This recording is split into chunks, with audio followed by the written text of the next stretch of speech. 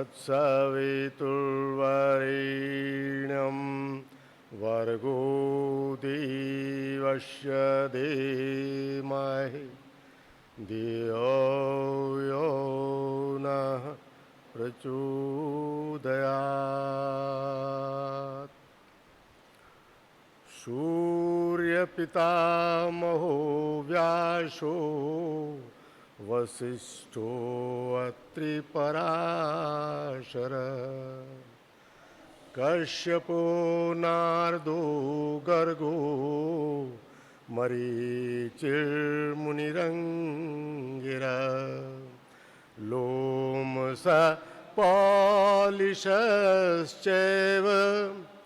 च्यवनो यवनो भृगु सौनको अष्टादशश्चैते ज्योतिषशास्त्रप्रवर्तका ज्योतिषशास्त्रप्रवर्तका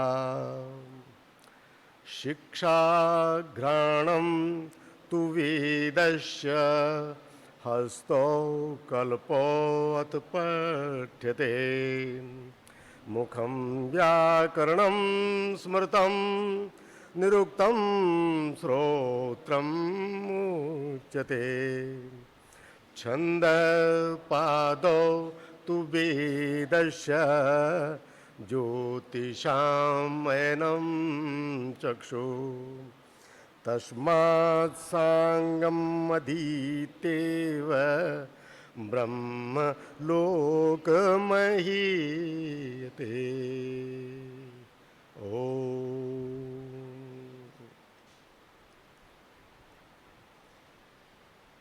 आज हम थोड़ा सा सुबह के विषयों को दोहराते हुए और जो नया विषय ले रहे हैं वो है कुंडली का निर्माण और कुंडली का परिचय। कुंडली को ग्रह चक्र भी बोलते हैं और अंग्रेजी में हॉरोस्कोप भी बोलते हैं। इसे जन्म पत्र की भाषा में जन्मांक भी बोलते हैं। कुंडली, हॉरोस्कोप, ग्रह चक्र और जन्मांक, ये सब कुंडली के नाम हैं। तो हम पहले थोड़ा आपको चरांतर को दोहरा देना चाहते हैं। हमने आपको बताया कि अक्षांश हमको चर की गणित देता है और देशांतर हमको समय के अंतर की गणना देता है। जब भी हमको एक स्थान से दूसरे स्थान का समयांतर जानना होता है या उसी स्थान का समय वहां के स्थानीय मान में या फिर वहां के मानक मान में, मानक मान से समझ गए आप लोग, स्टैंडर्ड टाइम। स्टैंडर्ड टाइम कहां से निर्धारित होता है? उस देश के लिए ग्रीनविच से मानी गई एक नियत देशांतर की संख्या से। ठीक है, हर देश के लिए एक देशांतर निर्धारित है।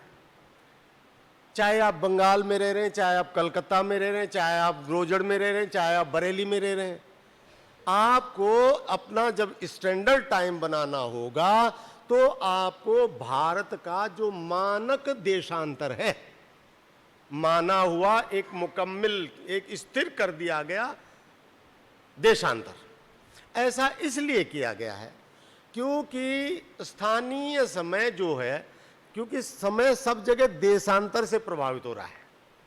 आपका देशांतर अलग है, दिल्ली का देशांतर अलग है। मान लीजिए आपको दिल्ली की किसी मीटिंग में पहुंचना है और उसकी तिथि निर्धारित है, समय निर्धारित है, और उन्होंने उसका स्थानीय समय में निर्धारित कर दिया टाइम, तो आप उस मीटिंग में तो शामिल टाइम पे हो ही नहीं पाएंगे, क्योंकि आप वो दिल्ली का समय कुछ और होगा और यहाँ का समय कुछ होगा।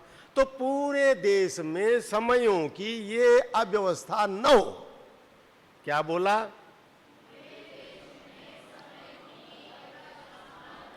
न हो, इसलिए एक देशांतर को मानक कर दिया गया है, स्टैंडर्ड कर दिया गया है, और सारे देश में उस ही मानक स्टैंडर्ड देशांतर का समय चलता है।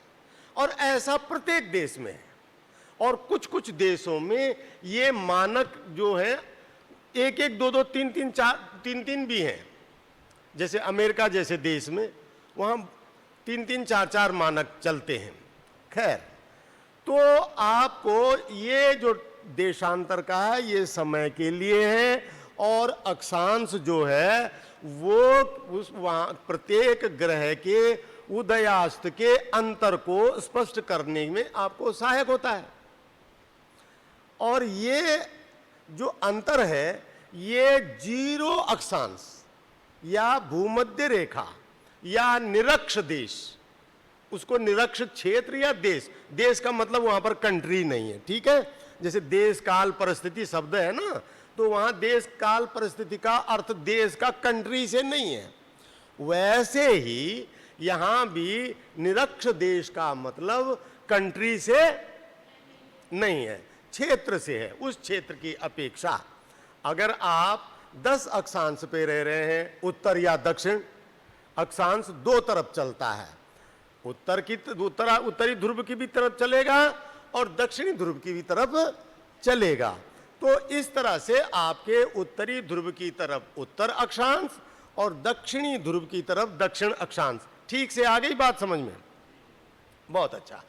अब ये अक्षांश पर ग्रहों का उदयास्त अलग अलग दिखता है, ठीक है। तो इसको जानने की जो विधा है उस गणित का नाम दिया गया चरांतर जानना, या चरांतर, चर का अंतर, ठीक है, संचरण का अंतर। तो इसको अंग्रेजी में एसेशनल डिफरेंस कहते हैं। ये जो चरांश का सूत्र है, तो इसमें चरांश की जा कैसे निकालना है आपको, इसमें जो कैलकुलेटर की मदद से आप निकालेंगे तो वो ज़्यादा सुविधाजनक रहेगा। सारणियों का भी उपयोग किया जा सकता है। चरांश की जा बराबर होता है अक्षांश की स्पर्श जा गुणा गया क्रांति की स्पर्श जा। ये जो क्रांति है ये आपको पंचांग से देखनी है। किसी दिन का भी आपको ज्यादातर मतलब सूर्योदय सूर्यास्त से ही है इसका। तो सूर्योदय को आपने निकालना है या सूर्यास्त को निकालना है, तो आपको उस दिन का ये जो क्रांति है ये पंचांग में दिख जाएगी। और वैसे आज हम थोड़ी देर के लिए क्रांति को भी आपको बता रहे हैं, कम से कम एक परिचयात्मक गणित का परिचयात्मक आपको दृष्टिकोण स्पष्ट हो जाए, ऐसी हमारी आज की कोशिश रहेगी। तो उसकी टेन माने स्पर्श जा, टेन स्पर्श जा हमने बताया था सुबह, साइन जा, कोसाइन कोजा, टेन स्पर्श जा।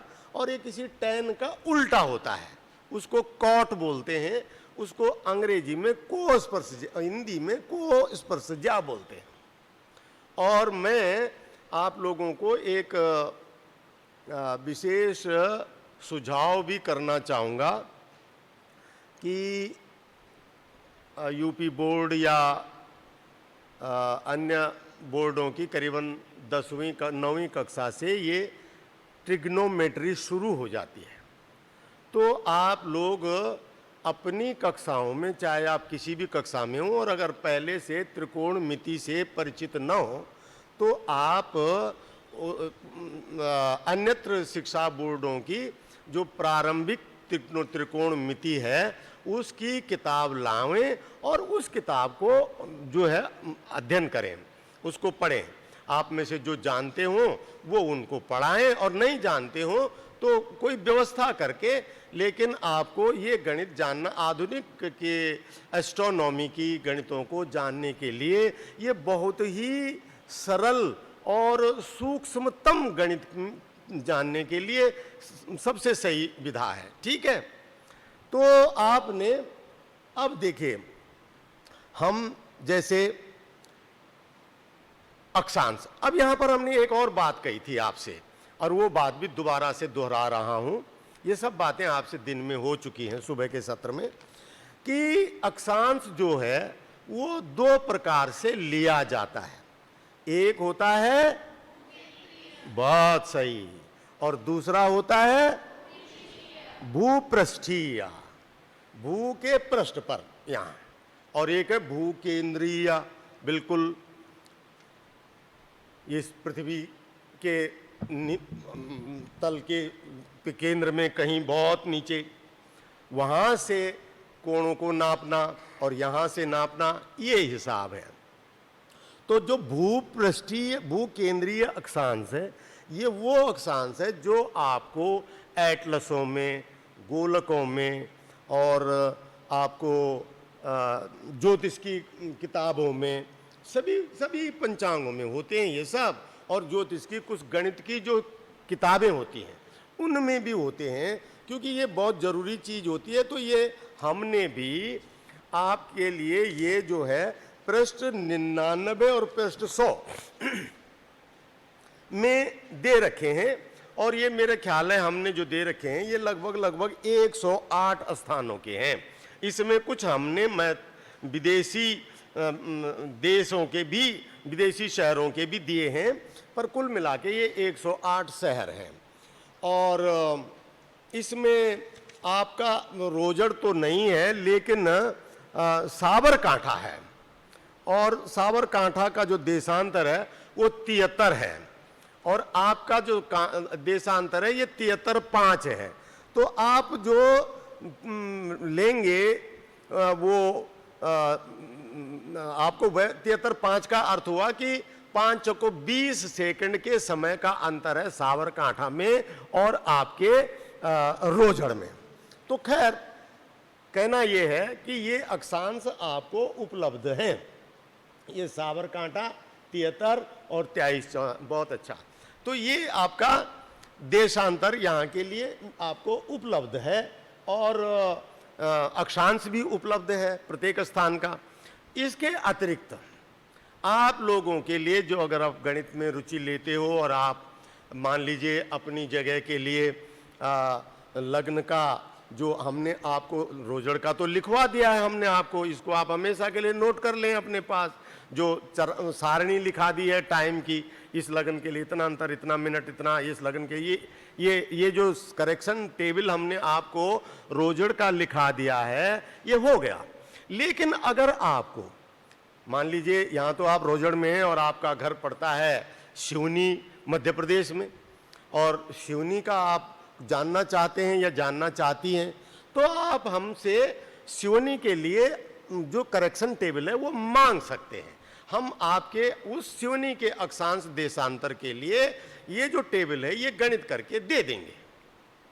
ठीक है, तो अब आप आइए, हम ये इस पर आए कि सूर्योदय और सूर्यास्त का चर दो, इसका सूत्र है वो ये है, सूत्र दिखा दीजिए, ये है चरांश ज्या बराबर tan स्पर्श ज्या का अक्षांश गुणा गया स्पर्श ज्या की क्रांति। अब आपने जो सुबह निकाला है वो था रोजड़ के लिए, और मैं फिर उस बात को थोड़ा सा विस्मरण हो गया, मुझे स्पष्ट करना था कि जो भूपृष्ठीय अक्षांश है इसको निकालने का एक तरीका है कि आप अपने अक्षांश का स्पर्शज्या निकालिए, स्पर्शज्या अक्षांश, तो एक मान आएगा। क्या आएगा? एक वैल्यू आएगी।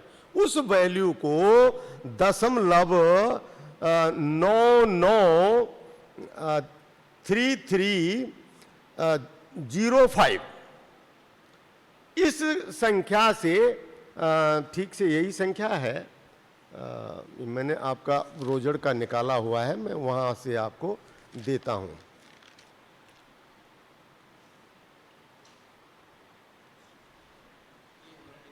लिख, हाँ ये है, ये वैल्यू, इसको ये कांस्टेंट फिगर है। ये कहीं के लिए भी आपको भूपृष्ठीय अक्षांश बनाना हो तो आपको अपने अक्षांश का स्पर्शज्या निकालनी है, और वो जो वैल्यू आएगी, ठीक है, ऐसा ही लिखिए, उसकी स्पर्शज्या निकालेंगे।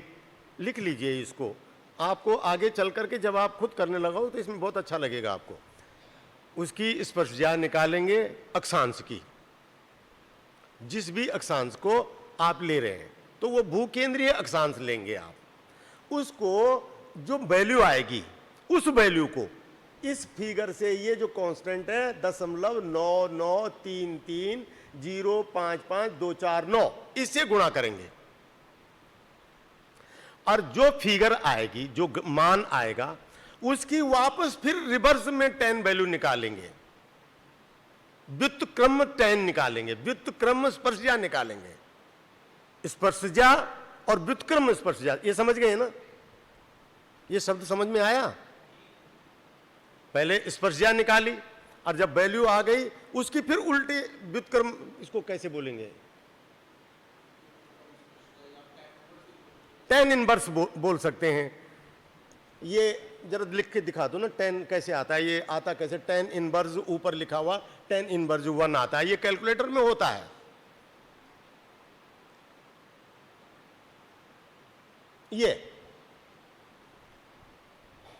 वो जो वैल्यू आएगी आप ऐसे लिखेंगे tan इनवर्स 1, और वो वैल्यू लिख देंगे यहां, तो वो आपको उसका मान दे देगा। जैसे मैंने रोजड़ के लिए निकाला, तो tan इनवर्स 1 करके वो वैल्यू डाली, तो 23 अंश 12 कला ये कुछ आ गया।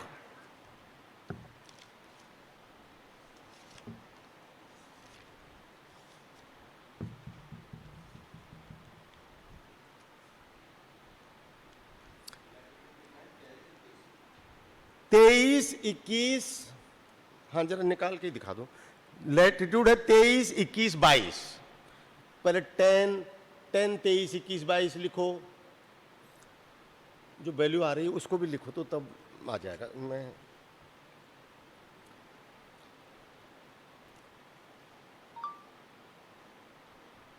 देखिए, मैं यहां से कर रहा हूं और आपको वैल्यू दे रहा हूं मैं, तो आप देखिए, पहले मैंने ये 10 लिखा, और फिर लिखा मैंने 23 अंश 21 कला और 22 कला, तो वैल्यू आ गई 431.431,289, ये वैल्यू आ गई 6 अंकों तक। इसमें बहुत अंक आते हैं, आपको 6 अंकों तक लेनी है। ये आया 0.31829, हाँ ये आ गया 0.31829। अब इस 0.8289 को कॉपी कर लो, हमने कॉपी कर लिया। अब इस नहीं, अभी इसको गुणा करना है, इसी को गुणा करना है। किससे गुणा करना है? 0.9933055249, ये से किया, तो अब आ गया हमारे पास 0.428938, ये वैल्यू आ गई 0.428938, ये वैल्यू आ गई। ये 4, इसको गुणा करेंगे तो ये वैल्यू आ जाएगी। अब हमने इसे कॉपी कर, यही आ गया ना, गुणा करो, क्या करो? अच्छा, मल्टीप्लाई 0.9933 दो बार, 055,249, ये 249, हाँ 0.428938, बस इतना ले लीजिए। इसको फिर कॉपी करा। अब देखो अक्चुअल में क्या, पहले हमने 10 से वैल्यू निकाली, अब वैल्यू से हम वापस 10 माने वो कौन निकाल रहे हैं, तो हमने इसे कॉपी कर लिया और इनवर्स 10 में आए तो 10 रिवर्स लिया, तो ये 10 ये आया,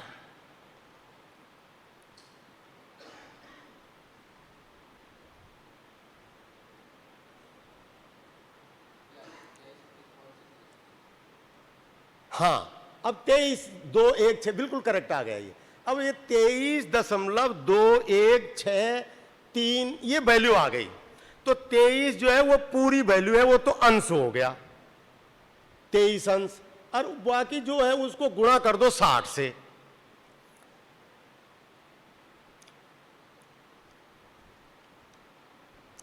तेईस दशमलव 2163 आया, और इसको आप जब कन्वर्ट करेंगे तो ये आया आपका 23 अंश 12 कला 58 बिकला। अभी आप नोट करके रख लो, और जब आप खुद तथ्यों गणितों को हैंडल करोगे तो आपको स्वयं स्पष्ट होती चली जाएंगी चीजें। ये आया 23 12 58, ये आपके रोजड़ का भूपृष्ठीय अक्षांश है, ये है असली गणित का आधार। तो आप जो भी सूर्योदय सूर्यास्त निकालेंगे, लग्नोदय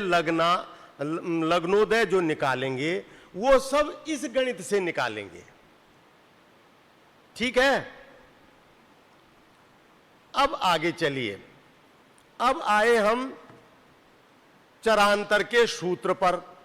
तो चरांतर के सूत्र के लिए हमने आपको बताया, जो सुबह आपको गणित दी थी, अब आप निकालिए सूत्र से। तो यहां चरांतर के लिए जो अक्षांश आप ये लेंगे tan अक्षांश, यानी tan 23 अंश 12 कला 58 बिकला।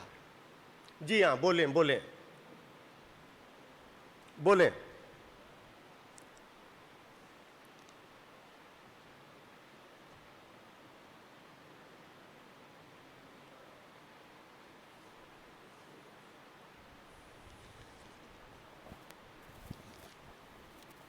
ओम।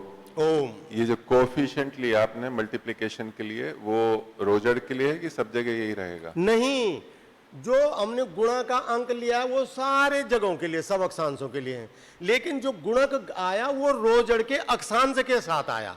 यानी कि आप किसी और दूसरी जगह का लेंगे तो वहीं का अक्षांश लेना पड़ेगा आपको। अक्षांश तो वहां का लेंगे, कोएफिशिएंट जो 0.9। हाँ, ये सब के लिए है। ये जो कोएफिशिएंट पॉइंट है ये सारे सब जगह के लिए, इसीलिए तो मैंने इसको वो कहा ना कि ये नियतांक है। ये क्या है?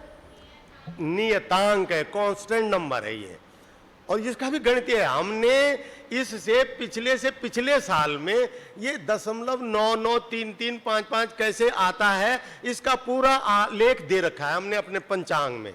हमारे पंचांग में प्रतिवर्ष एक गणितीय लेख होता है, और इस साल के पंचांग में हमने लग्न की गणित का लेख दे रखा है।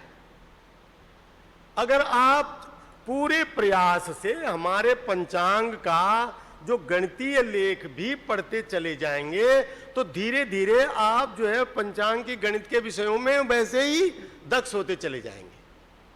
हर विषय, हर साल हम एक विषय उठाते हैं, और इस साल हम जो विषय उठाने जा रहे हैं, देखो अभी अंतिम बात नहीं कह सकता, लेकिन कोशिश है हमारी, हम इस साल चंद्र ग्रहण और सूर्य ग्रहण उठा रहे हैं। हमारा प्रयास तो ये था कि हम ये चंद्र ग्रहण, सूर्य ग्रहण इत्यादि बहुत सारी गणनाएं वो भी, उनका भी परिचय दें, लेकिन अब वो संभव नहीं है, फिर कभी देखेंगे। तो आपकी ये चीजें पूरी हुई।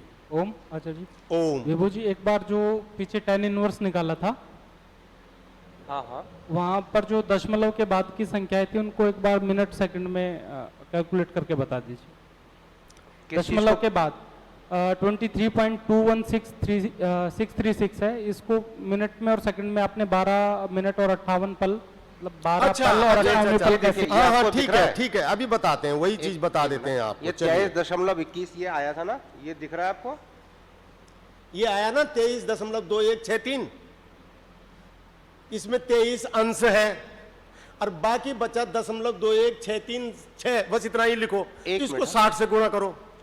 इसमें से आप पहले 23 घटा दो, पहले इसमें से 23 घटा दो, अंश हो गए पूरे। 23 अब अंश जो आपने ले लिए, अब जो ये बच गया, अच्छे से समझना इस चीज को, दशमलव से चीजों को अक्षांश में कैसे, डिग्री मिनट में कैसे बदल रहे हैं। तो देखिए इसको अब 60 से गुणा करो तो ये 12 आ गया, ये 12 कला हुई। इसको फिर घटा दो, एक बार और करके बताएंगे इसी वाली गणित को। 12 घटा दिया, ये बचा 9.981। अब इसको फिर 60 से गुणा करो, ये विकला हो जाएंगे, ये 58 आ गया। तो ये हो गई 23 अंश 12। एक बार बैक से फिर लीजिए बेटा, एक बार फिर बैक से। एक मिनट, बार बार इसमें ऐड आ जा रहा है।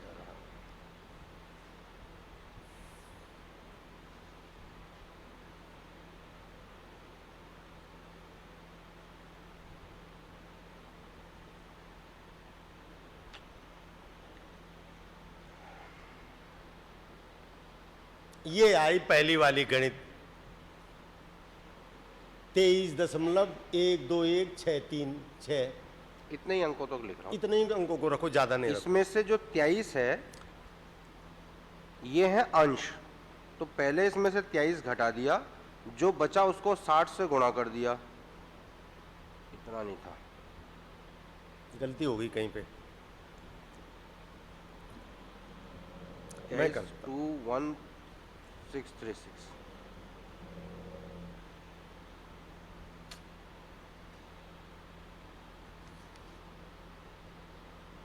ये है, तो इसमें से पहले 23 को घटाया, जो आया उसको 60 से गुणा करा तो ये 12 आ आया। गया। तो ये 12 हो गई कलाएं। कला। इसमें से फिर 12 को घटा दिया और इसको 60 से गुणा कर दिया, तो ये आ गई हमारे पास विकलाएं। ठीक इस है। तरह से इसको कैलकुलेटर में करने का अभ्यास है।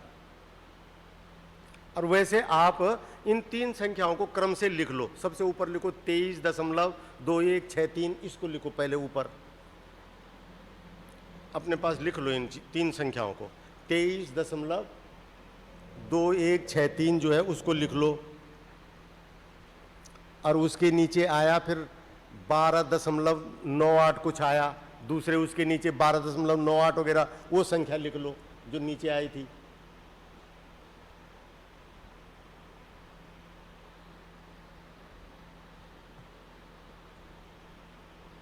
ये आया 12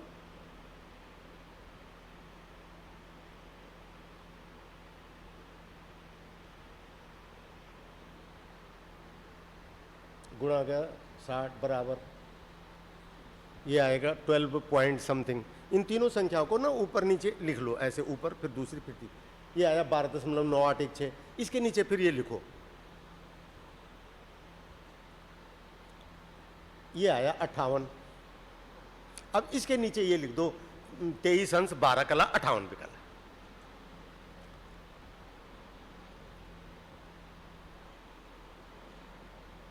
अब इसके नीचे ये लिख लो,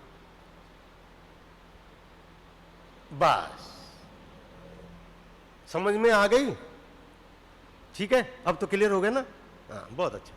तो ये अक्षांश लेना है आपने।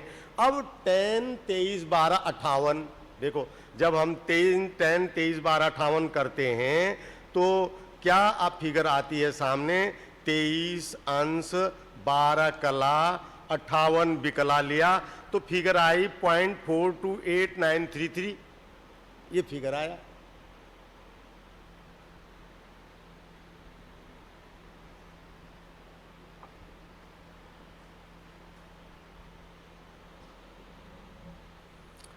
टेन 23 12 58, और यहाँ आपको डिग्री मिनट सेकंड भी लिखना पड़ेगा उसके ऊपर, तभी ये गणित को सही लेगा। आप खाली 23 12 58 लिखेंगे तो नहीं लेगा। नहीं, मैंने दशमलव में ही लिया है। हाँ, दशमलव में लिख लो, 23.2163 जो है वो लिख लो।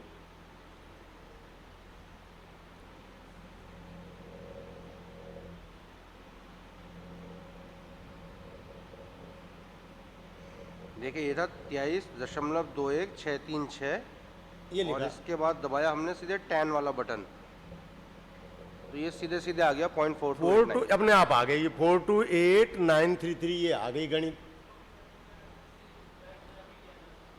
ये आप कोई भी एक साइंटिफिक कैलकुलेटर ड्रॉप वो कर लो, डाउनलोड कर लो। इवन आपका जो ये वाला नॉर्मल कैलकुलेटर है ना, जो फ़ोन में रहता है, इसमें भी ऑप्शन होते हैं। जो हर ये हर हर हर मोबाइल में कैलकुलेटर है, सीधा निकलेगा। चलिए तथ्यों को सीख लीजिए, समझ लीजिए। ये आया, इसको गुणा करना है 10 क्रांति से, इंटू 10 क्रांति। और क्रांति कितनी है? 23 अंश 25 कला 5 विकला। उसमें कितने हैं? अब सुबह की अपेक्षा कुछ अधिक परिचय बना कि नहीं आपका इस विषय से, गणित से? सुबह की अपेक्षा कुछ ज्यादा समझ में आया कि नहीं आया? ये है तो ऐसा ही है, ये 2-3-4 बार दोहराने की चीजें हैं। ये तो ऐसा है कि कुछ काफी टाइम हो और एक एक गणित को सुबह भी किया जाए, शाम को किया जाए, 3-4 बार प्रैक्टिस किया जाए, तो सवाल ही नहीं उठता है। कोई चीज ऐसी हो सकती है जो हमको ना आए। तो गुणा गया 10, 23, 25, 5।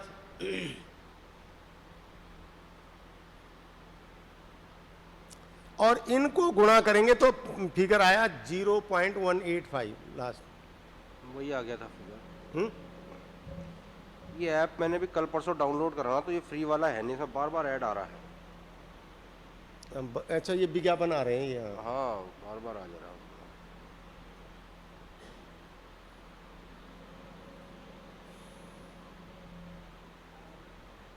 बहरहाल ये जो मैंने करा था, ये आया था मल्टीप्लाई करके, ये इसका tan आया था 0.433133, और इन दोनों को जब आपस में मल्टीप्लाई करा तो ये आया 0.185777।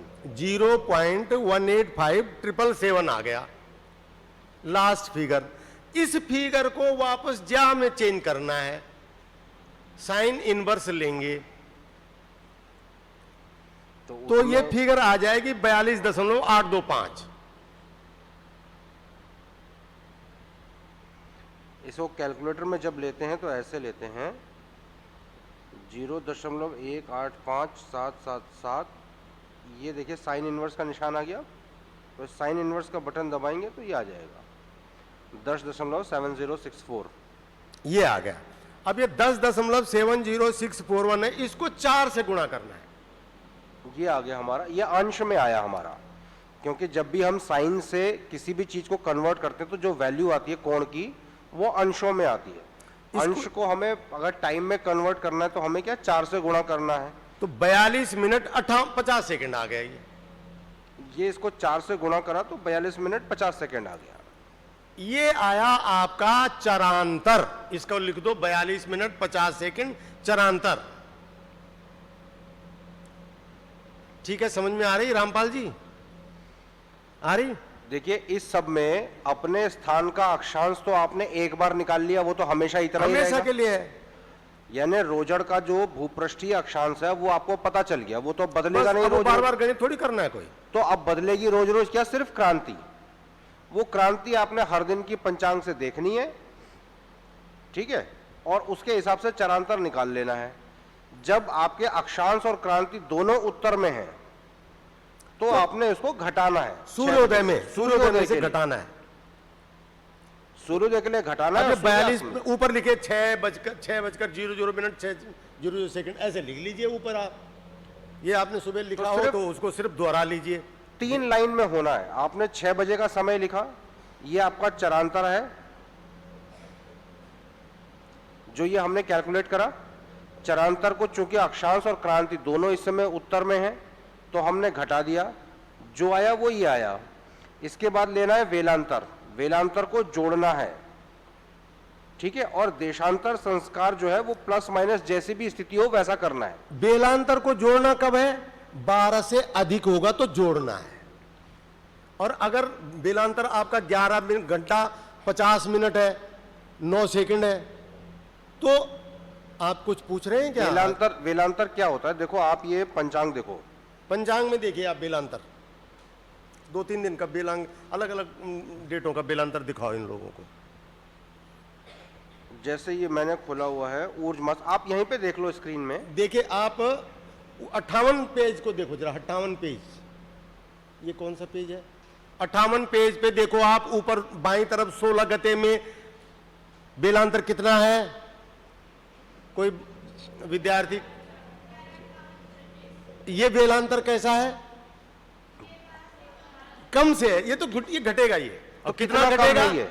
1 मिनट 24 सेकंड घटेगा, क्योंकि 12 में से 11, 58, 36 को घटाएंगे आप, 12 से कम जितना है तो वो घटेगा। और आगे देखे आपने 19 जून को जो जहां आपने 23, 25, 5 जो गणित किया था, वहां कितना है बेलांतर? 12, 1, 14। कितना है बेलांतर? जब 12, 1, 14 है तो ये 1, 14 जुड़ेगा उसमें।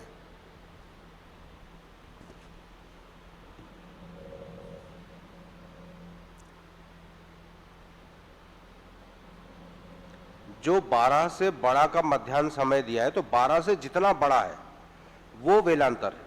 और अगर ये मध्याह्न का समय 12 से कम है तो 12 से जितना कम है वो वेलांतर है। लेकिन जहां 12 से कम है वेलांतर, तो वहां हमें इस वाली गणना में भी घटाना ही है।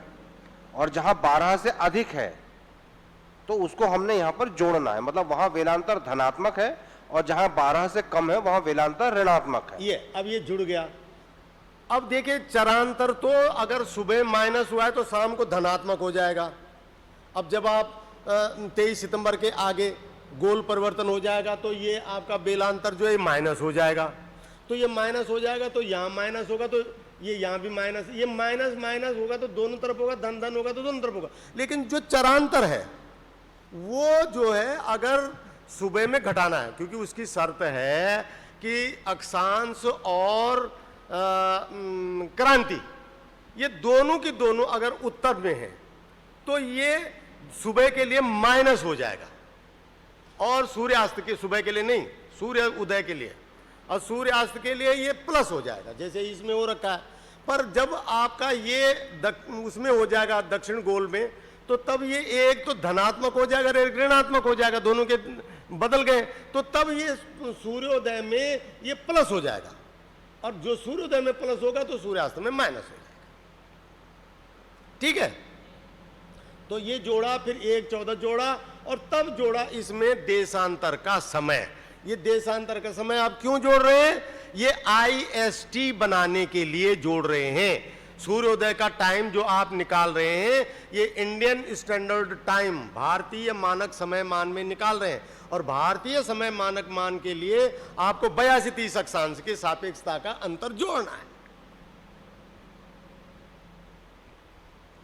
तो सूर्योदय निकालने के लिए नट शेल में हमें 3 चीजें चाहिए: चरांतर, वेलांतर और देशांतर।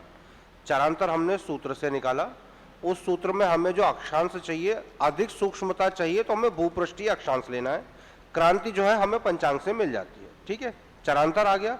चरांतर अगर दोनों, चरांतर मतलब अक्षांश और क्रांति अगर दोनों उत्तरी गोल में ही है तो हमारा चरांतर माइनस में होगा सूर्योदय के लिए। ठीक है, तो 6 बजे में से चरांतर घटा दिया। वेलांतर हमें पंचांग से दिख रहा है, मध्याह्न समय 12 से कितना कम या अधिक है वो वेलांतर है। अगर 12 से अधिक है तो हमारा वेलांतर जुड़ेगा, और अगर 12 से कम है तो हमारा वेलांतर घटेगा। और इसके बाद आपने देशांतर संस्कार कर दिया। लेकिन जैसे सूर्योदय में होगा वैसे ही सूर्यास्त में भी होगा, उसकी गणित एक ही होगी दोनों तरफ। हाँ, चरांतर की उल्टी सी हो रही है। अगर चरांतर सूर्योदय में जुड़ रहा है तो सूर्यास्त में घट रहा है, सूर्योदय में घट रहा है तो सूर्यास्त को जुड़ रहा है। लेकिन बेलांतर का ऐसा नहीं है। बेलांतर अगर ऋण है, धन है, जो भी है, वो दोनों तरफ एक जैसा है। ऐसे ही स्टैंडर्ड टाइम का जो अंतर है 37-40, ये दोनों में जुड़ेगा। देशांतर संस्कार अपने स्थान के हिसाब से, चाहे धन होना है चाहे जुड़ना है, वो आप पता कर सकते हो। अगर आपका 82.5 से कम का अक्षांश है तो आपका जुड़ेगा, देशांतर है तो जुड़ेगा। और 82.5 से पूर्व में अगर कोई पूर्व में जगह आप है तब घटेगा, तो घटेगा। आप जैसे अगरतला का निकालना चाहते हो तो उसमें आपको देशांतर संस्कार घटाना होगा। 82-30 से ज्यादा है। बस ये 3 संस्कार करने और सूर्योदय सूर्यास्त निकल जाता है। और ये ज्यादा सूक्ष्म सूर्योदय सूर्यास्त। बोलो बेटा। ओम। ओम। जैसे मानक समय सूर्योदय का जो है वो 5:30 बजे का है, हम 6 क्यों ले रहे हैं? उसमें क्यों घटा बढ़ा रहे हैं चरांतर? और ये आपका स्पष्ट नहीं सुनाई पड़ा मेरे को। क्या चीज? जो मानक समय है सूर्योदय का वो वैसे तो 5:30 बजे है। नहीं, मानक समय सूर्योदय का 5:30 नहीं, नहीं, भारत का तो ग्रीनविच से 5:30 ही है। नहीं, भारत का मानक समय ग्रीनविच से 5.5 घंटा आगे है, हाँ वो अलग चीज है। अगर आपको अपना सूर्योदय सूर्यास्त जो है ग्रीनविच मीन टाइम में निकालना है, तो जैसे आपने देशांतर सरकार संस्कार भारत के मानक समय से कराए, आप ग्रीनविच मीन टाइम के संस्कार से कर लो, उसमें आपको 5.5 घंटे घटाने होंगे इसमें से। अगर आपको इंग्लैंड के हिसाब से अपने टाइम को व्यक्त करना होगा कि जैसे ये सिंपल ये समझो कि हमारे पास जब 7:21 हो रहे होंगे तो इंग्लैंड में क्या टाइम हो रहा होगा, अच्छा वो तो ठीक है, आ गया समझ में। तो उसमें 5:30 घटाओगे आप, 5:30 घटा के जो आएगा वो हो रहा होगा इंग्लैंड में तो टाइम। फिर ये 6 कैसे लिया, ये 6 बजे सूर्योदय का और सूर्यास्त का समय निश्चित? ये जो 6 बजे लिया है, हाँ ऐसा है मध्यम समय में, ये प्रत्येक दिवस के लिए मैंने परसों ये नोट्स में आपको बताया बताया तो था कि प्रत्येक दिन के लिए स्थानीय मध्यम समय में 6 बजे सूर्योदय, 12 बजे दोपहर, 18 बजे संध्या, ये हर दिन के लिए माना हुआ है। अच्छा ठीक है। अब उस मध्याह्न जो मध्यम समय है उसको चरांतर के माध्यम से हमने स्पष्ट समय में बदला अपने अक्षांश के लिए, फिर वेलांतर के माध्यम से उसे चेंज करा और फिर देशांतर संस्कार के हिसाब से उसे आईएसटी में कन्वर्ट कर ली। और ये 3 है। निरक्ष देश पर सुबह 6 बजे प्रत्येक दिन स्थानीय समय पर सूर्योदय होता है निरक्ष देश पर। अब हमारे अक्षांश पर आते आते वो समय कितना चेंज हो गया, तो वो चरांतर है, 42 मिनट 50 सेकंड चेंज हो गया। यानी रोजड़ के समय का जो अंतर आया 42 मिनट 50 सेकंड का, ये निरक्ष देश जहां पर 0 अक्षांश भूमध्य रेखा है वहां की अपेक्षा रोजड़ के समय का तुलना है, लोकल टाइम की तुलना है। और इस लोकल टाइम को अल्टीमेटली आईएसटी में बनाने के लिए 37-40 जोड़ना पड़ेगा आपको। एक प्रश्न और था। हाँ ये पूछिए पूछिए। 19 जून को सूर्य दिल्ली में 5:28 को मिथुन में हुआ, तो 26 मिनट हमने जोड़े थे। नहीं नहीं आपकी सूर्योदय बात में। ना मुझे ठीक से हाँ, कोई नहीं। अच्छा चलो आप सुनो इनकी बात को। तो उसमें 26 मिनट जोड़ने पे 5:54 आया था, लेकिन जो हमारा नियत काल आ रहा है सूर्योदय का उस दिन का, वो 5:56 आ रहा है। वो उसके ऐसा बाद है, स्पष्ट मैं नहीं बताता हुआ। हूँ, वो जो 26 मिनट का समय है ना, वो है जब सूर्य मिथुन राशि में जाता है। ठीक है, यानी कि जब सूर्य का भोगांश 60 डिग्री होगा तो ये करेक्शन 26 मिनट का होगा। अच्छा है क्या कि ये करेक्शन अगर सेकंड्स पर्यंत देखा जाए तो 60 डिग्री का अलग होगा, 61 का अलग होगा, 62 का अलग होगा, और ऐसे करते जाओगे तो आप 70 का अलग होगा, 80 का अलग होगा, 90 अंश का अलग होगा। लेकिन जो सुबह आपको 26 मिनट जो संस्कार सारणी बनाई है वो क्या है कि सुविधा के रूप में आप तत्काल से अपना पता, तो बहुत स्थूल है। मिथुन राशि में करेक्शन 60 अंश पे 26 डिग्री का है और 90 अंश पर है 28 मिनट का। ये जो करेक्शन टेबल बनाई है और दी है आपको, ये एग्जैक्टली संक्रांति के दिन के लिए लागू हुई। जिस दिन संक्रांति है उस दिन 26 मिनट जोड़ना था। अब रोज 26 मिनट जोड़ रहे हैं हम, तो स्थूल गणना, इसीलिए तो बोला ये स्थूल गणना है कायदे से। तो वो 26 मिनट अगर आप मान लीजिए वो मिथुन संक्रांति हुई 21 मई को, तो 21 मई को आपका ये 26 मिनट था, और आप गणित कर रहे हैं मान लीजिए 15 जून को, तो 15 जून को तो 21 मई से 9 दिन वो बढ़े, और 15 ये 15 9 24 दिन बढ़े, तो वो 24 दिन के लिए आपको फिर वो अनुपातिक हिसाब से दिन जो है वो करेक्शन बढ़ जाएगा। वो कैसे निकालेंगे? वो उसको नहीं, देखो उसको निकालने की आवश्यकता इसलिए नहीं है, निकालने की आवश्यकता नहीं है। जब आपको वो तब तक है जब तक आपको स्पष्ट सूर्योदय का समय निकालना नहीं आता। ये लेकिन जब आपको स्पष्ट सूर्योदय का समय निकालना आता है तो उस इंटरपोलेशन की आवश्यकता क्या आपको। और वैसे अगर करना है तो मोटा मोटा बता देता हूं, 60 तारीख को 26 मिनट था, 90 अंश को 28 मिनट हो गया, तो 70 अंश का जब होगा तब कितना होगा, ये इस हिसाब से आप अनुपात लगा लीजिए। 70 जब सूर्य स्पष्ट 70 अंश होगा तो उसका भी निकल आएगा समय कितना करेक्शन होगा। 30 अंश में 2 मिनट बढ़े, 120 सेकंड बढ़े 30 अंश में, हाँ तो 10 अंश में कितने सेकंड बढ़ेंगे? सीधी सी बात है, 40 सेकंड प्लस होगा आपका समय। जी। तो 70 अंश के लिए कितना होगा correction, 26 minute 40 second. 26 minute 40 second होगा करेक्शन। आपका ठीक जो है है ना? ना, जी जी हाँ समझ में आ गया ना, जी। मतलब इसे आपने जान लिया ठीक है, लेकिन जब आपको स्पष्ट सूर्योदय निकालना आ गया है तो इसकी बहुत आवश्यकता रह नहीं गई। ये कहीं कहीं जो है ज़्यादा मतलब की बात हो जाएगी आपके लिए, ये ध्यान देना। जैसे आपने देखिए, आप देखिए एक खास बात देखिए आप कि आपका इसमें जो तुला लग्न में करेक्शन है 17 मिनट, तुला लग्न में करेक्शन है 17 मिनट और वृश्चिक लग्न में है 11 मिनट। तो आप जब तक पूरा तुला लग्न में सूर्य, तो आप तो 17 ही जोड़ते रहेंगे। ऐसा नहीं है, ये 17 है जिस दिन तुला संक्रांति हो रही है उस दिन के लिए। किस किस को समझ में आ गई ये बात? ठीक से आ गई? ठीक से? हाँ, अगर आप तुला संक्रांति से 10 दिन बाद के लिए निकाल रहे होंगे तो तब 17 थोड़ी जोड़ेंगे, तब 17 और 11 के बीच जो अनुपातिक अंतर है उसका हिसाब लगाकर जोड़ेंगे। लेकिन इस बात को जानना बहुत ज्यादा जरूरी नहीं है, आप लोग तो यही लेते रहोगे तो स्थूल टाइम यही ठीक है, कोई वो नहीं। लेकिन जैसे जैसे आपको जानकारी होगी, जैसे जैसे आप गणित करेंगे, आपका गणित में अंतर आता रहेगा, तो आपको फिर धुन चढ़ेगी कि ये अंतर आया क्यों, ये अंतर आया क्यों। जब वो अंतर आपको, फिर वो अंतर ही आपके पीछा कर लेगा, पीछे पड़ जाएगा वो अंतर आपको, और तब आप जो है जानेंगे कि अच्छा ये इसलिए है क्योंकि 17 मिनट तो संक्रांति के दिन का है, और मैं जो है संक्रांति से 20 दिन बाद भी 17 ही मिनट ले रही हूं या ले रहा हूं, तो गणित कैसे सही आएगी? तो फिर आपका मार्गदर्शन वो आपकी गणित करेगी। ठीक है, ये बात आ गई समझ में? आ गई? अच्छा, ये हुआ आपका, हाँ हो गया, चरांतर पूरा हो गया।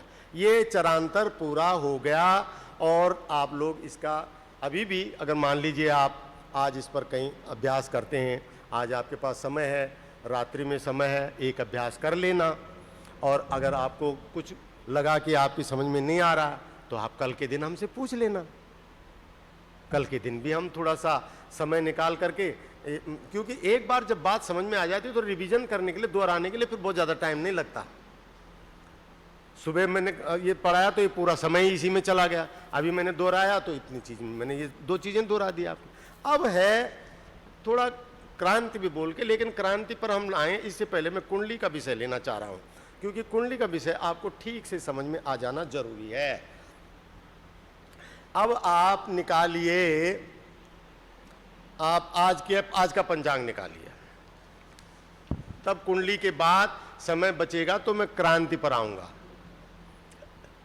थोड़ा सा आपको क्रांति का परिचय दे दूंगा, तो फिर कल जो है उस परिचय का लाभ उठाऊंगा। माने कल मैं उस पर थोड़ा कल का जो विषय लूंगा, कल हम जहाँ तक संभव है हम सृष्टि गणना ले रहे हैं और उसके बाद हम आपका संकल्प पाठ ले रहे हैं। तो आप आज का पंचांग निकालिए, कितने पेज पर है? हाँ, ये बहुत 61 पेज पर। अभी क्या टाइम हो रहा है? अब बताओ 3:45 के लिए लगन क्या आया? देखो और लगन निकालो। लगन क्या होता है, जरा इसकी परिभाषा समझा लो मैं आपसे। आप, हाँ, आपको मैं बताऊं कि ये लगन क्या है। ये जो क्रांति व्रत, आप समझाओगे? आप समझा दीजिए। जो क्रांति व्रत है ये पृथ्वी के क्षैतिज के सापेक्ष बढ़ता जा रहा है ऊपर। तो बढ़ते बढ़ते ये गोले में एक गोला है, एक, इसमें राशिखंड बने हुए हैं, राशिखंड बने हुए हैं। अब आपने ये राशिखंड ऊपर गया तो जो जो हिस्सा, वो चक्र चल रहा है, तो यो भागः क्षितिज प्रदेशम स्पर्शति तल्लग्नम भवति।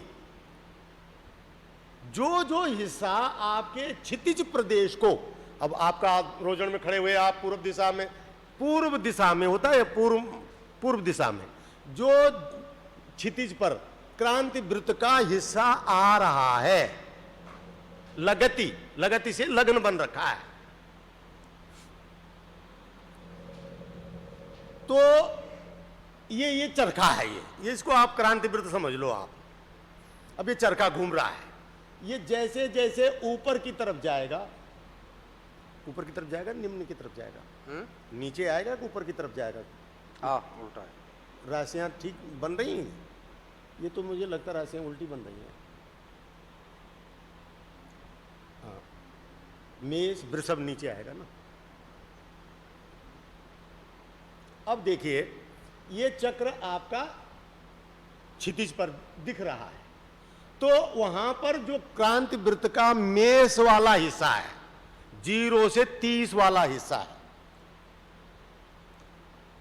0 से 30 वाला हिस्सा है। और 0 में भी कैसा होगा, 0 का पहले 0 अंश होगा, फिर 1 अंश होगा, फिर 2 अंश होगा। काल चक्र चलता चला जा रहा है, काल चक्र रुकता थोड़ी है, वो तो चलता जा रहा है। अब चलेगा तो 1 अंश को स्पर्श करेगा, 2 को करेगा, 3 को करेगा, 29 को करेगा, 30 को करेगा, फिर मेष ऊपर चला जाएगा, फिर वृषभ आ जाएगा। तो जो क्रांति वृत्त का जो खंड, ठीक हो रही ना भाषा, कहीं फिर बोलने में अंतर रह जाए। क्रांति वृत्त का जो खंड क्षितिज को लग रहा है, वो खंड लग्न कहलाता है। इसको लिख भी लो आप।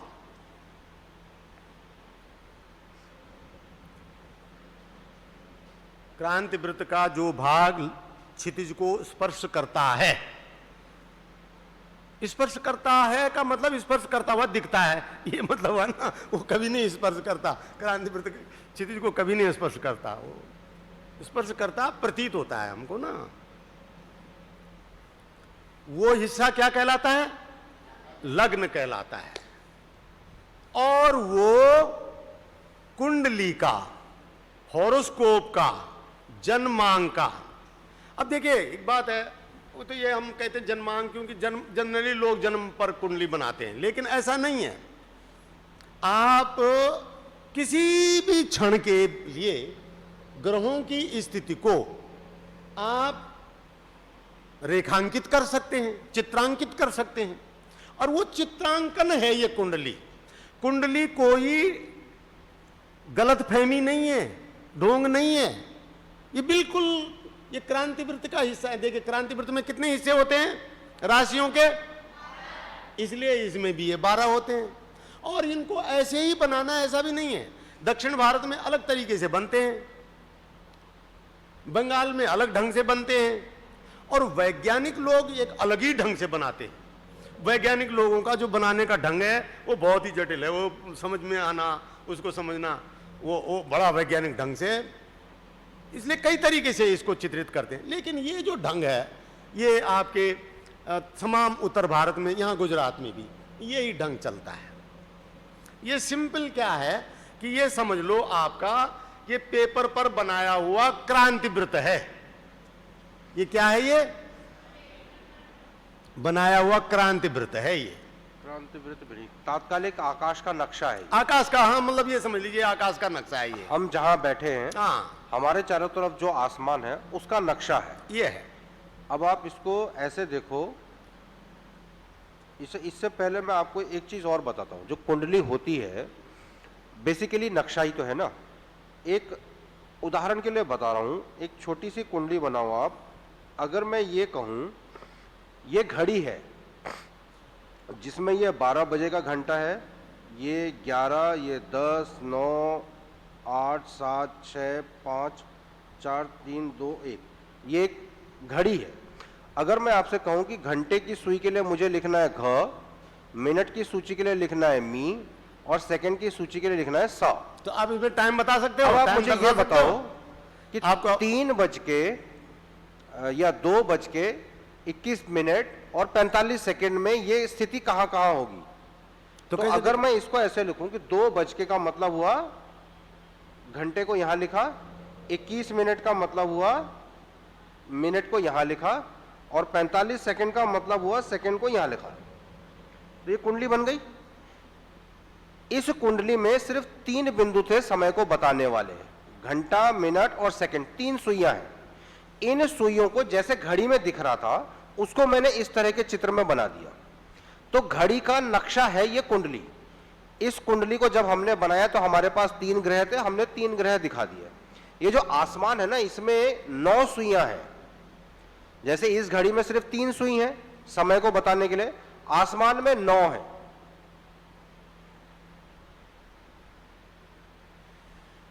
अब वो 9 हैं, उनकी स्थिति है भोगांश। पंचांग में आपने देखा कि वो किस किस भोगांश पर हैं, तो आपने भोगांश से उनकी राशि जान ली। सबसे पहले आप लग्न के अनुसार, लग्न ये जो आपने वो बनाया ना, आसमान का नक्शा बनाया 12 खंडों में, ये 12 खंड 12 राशियां हैं, और जो राशि आपकी लग्न पर थी उस राशि को आप नंबर 1 खाने में लिखोगे। अपने अपने कागजों में बना लो, वो नक्शा बनाओ, और जो सबसे बीच में खाना, पहला खाना है, उसमें वो लिखो जो अभी लग्न है। अभी लग्न क्या चल रहा है अब ये बताओ? वृश्चिक चल रहा है। हाँ, आज 22 जून, अभी कितना बज रहा है?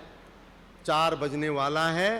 तो वृश्चिक बिल्कुल 14:37 और फिर करेक्शन लगाया था आपने, तो ये 14:37 पर वृश्चिक लग्न शुरू हुआ दिल्ली के लिए। अगर रोजड़ के लिए बनाएंगे तो भी मतलब वृश्चिक लग्न है, तो 8 का अंक वहां आ जाएगा। 8 का अंक नंबर 1 खाने में लिखो। अब चूंकि क्रांति वृत्त पर राशियां क्रम से हैं, चूंकि राशियां क्रम से हैं, इसलिए हर खाने को क्रम से नंबर दे दो। 8, 9, 10, 11, 12, 12 माने मीन, मीन के बाद 1, 1, 2, 3, 4 ऐसे दे दो।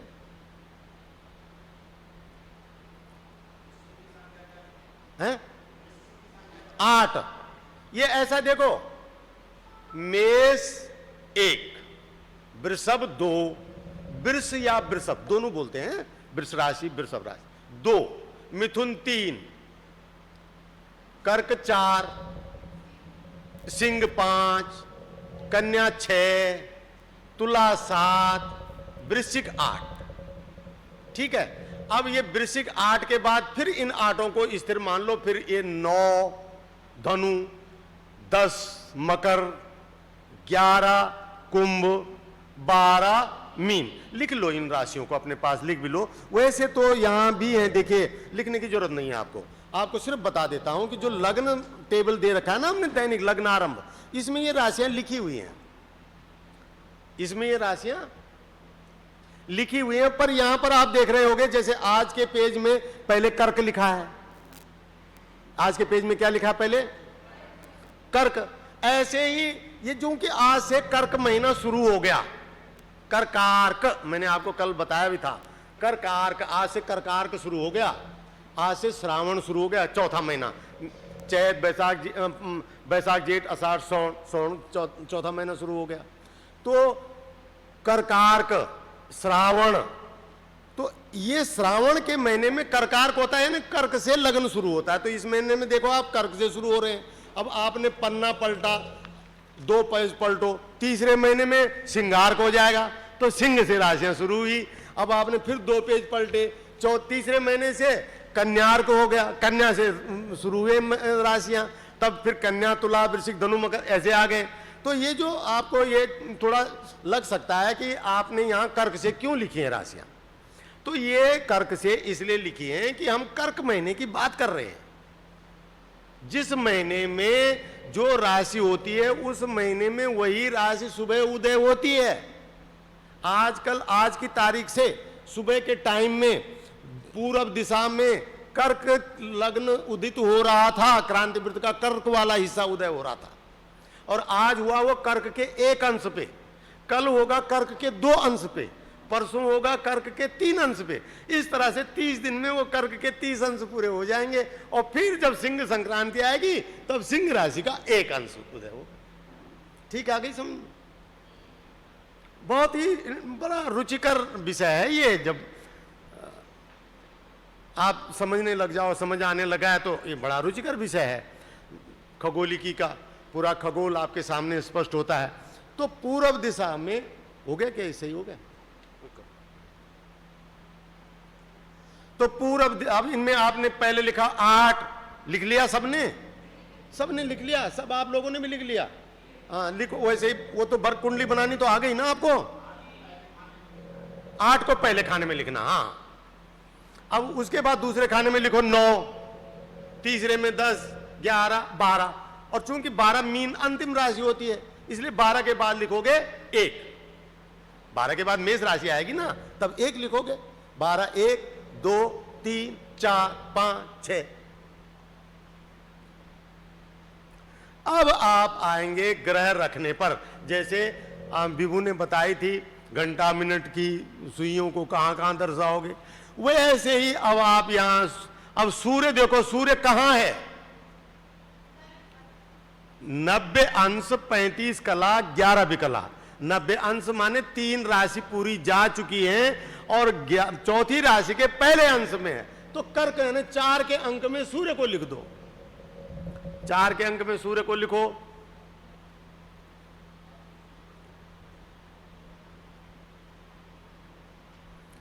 अब हमें देखो, एक एक बच्चे को पूछते जाएंगे, एक एक विद्यार्थी को पूछेंगे, एक एक बड़ों को भी पूछेंगे। आप ये बताओ कि चंद्रमा कहां है? बहुत अच्छा, तो एक मेष के 11 अंश पर है सुबह।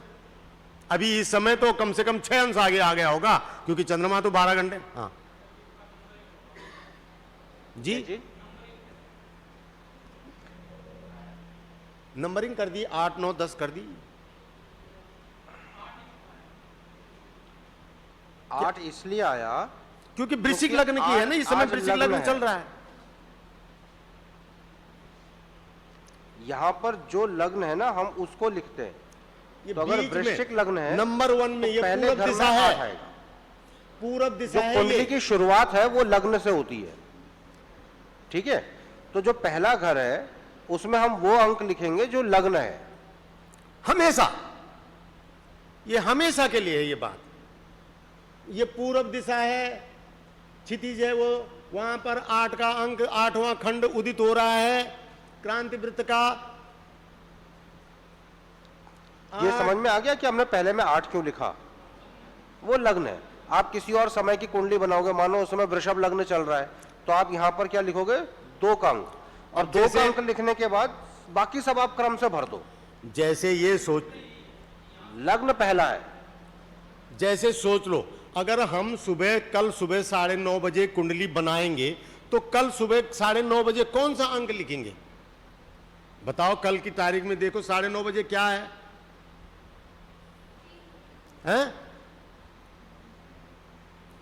हाँ, कल सुबह सिंह के 5 का अंक लिखेंगे। लग्न पे 5 का अंक लिखेंगे, और 5 को लिखने के बाद फिर क्रम से भर देंगे, फिर कोई सोचने वाली बात नहीं। सोचना है। अब ग्रहों को रखा, तो चंद्रमा 1 पे आया, तो 1 के अंक में चंद्रमा लिखो, 1 पे लिख गया। ये चंद्रमा 1 पे कैसे आया वो बताइए। ये इसके भोगांश देखने हैं। चंद्रमा आज की तारीख में उसका भोगांश मेष राशि के 11 अंश 3 कला 51 विकला पर है। पेज नंबर 60 पे चंद्रमा के नीचे देखिए भोगांश। हाँ, मतलब ये चंद्रोदय का होगा, नहीं, चंद्रोदय नहीं, चंद्रोदय से कोई मतलब नहीं है यहाँ। चंद्र का। हाँ, चंद्र से। चंद्रमा को देखे पेज नंबर 60 पे। पहले आपने सूर्य देखा, वो था 90 अंश 35 कला 11 विकला।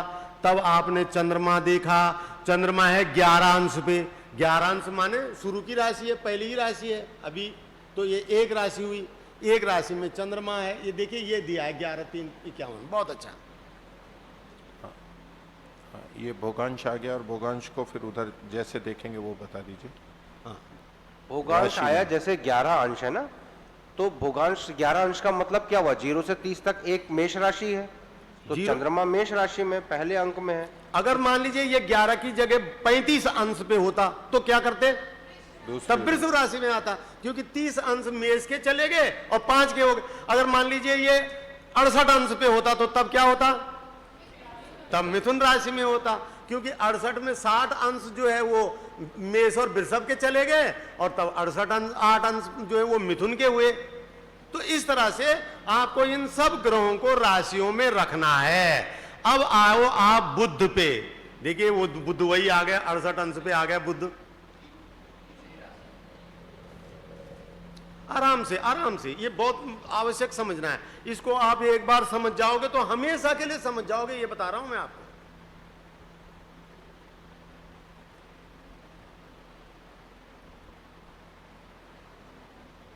बुध के बाद शुक्र कौन से में है? देखो 2 पे भोगांश क्या है उसका?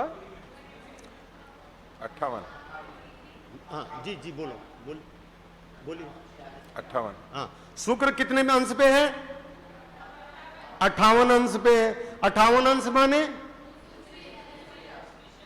वृषभ राशि के 28 अंश पे है, ये मतलब हुआ। लिखो, अभी आपको बहुत 4-5 चीजें आ जाएंगी। इसके बाद मंगल, मंगल कहाँ आएगा? अब मेष में, मंगल मेष में। इसके बाद गुरु, गुरु भी मेष में। गुरु यहां मेष में लिखो, मंगल भी और वृषभ गुरु भी। अगर आज आप ग्रह आसमान में देखोगे तो चंद्रमा, मंगल और गुरु आपको नजदीक दिखाई देंगे, एक ही जगह दिखाई देंगे आपको। जिसमें देखिए, अब आज चंद्रमा आपको गुरु के साथ, ये गुरु है 6 अंश पे और चंद्रमा था 11 अंश पे, तो थोड़ी सी दूरी पे दिखेगा आपको बृहस्पति 5 अंश की दूरी पर, और मंगल है 20 अंश पर, मंगल फिर उसे और थोड़ा दूर दिखेगा। यही तो है तरीका पहचानने का।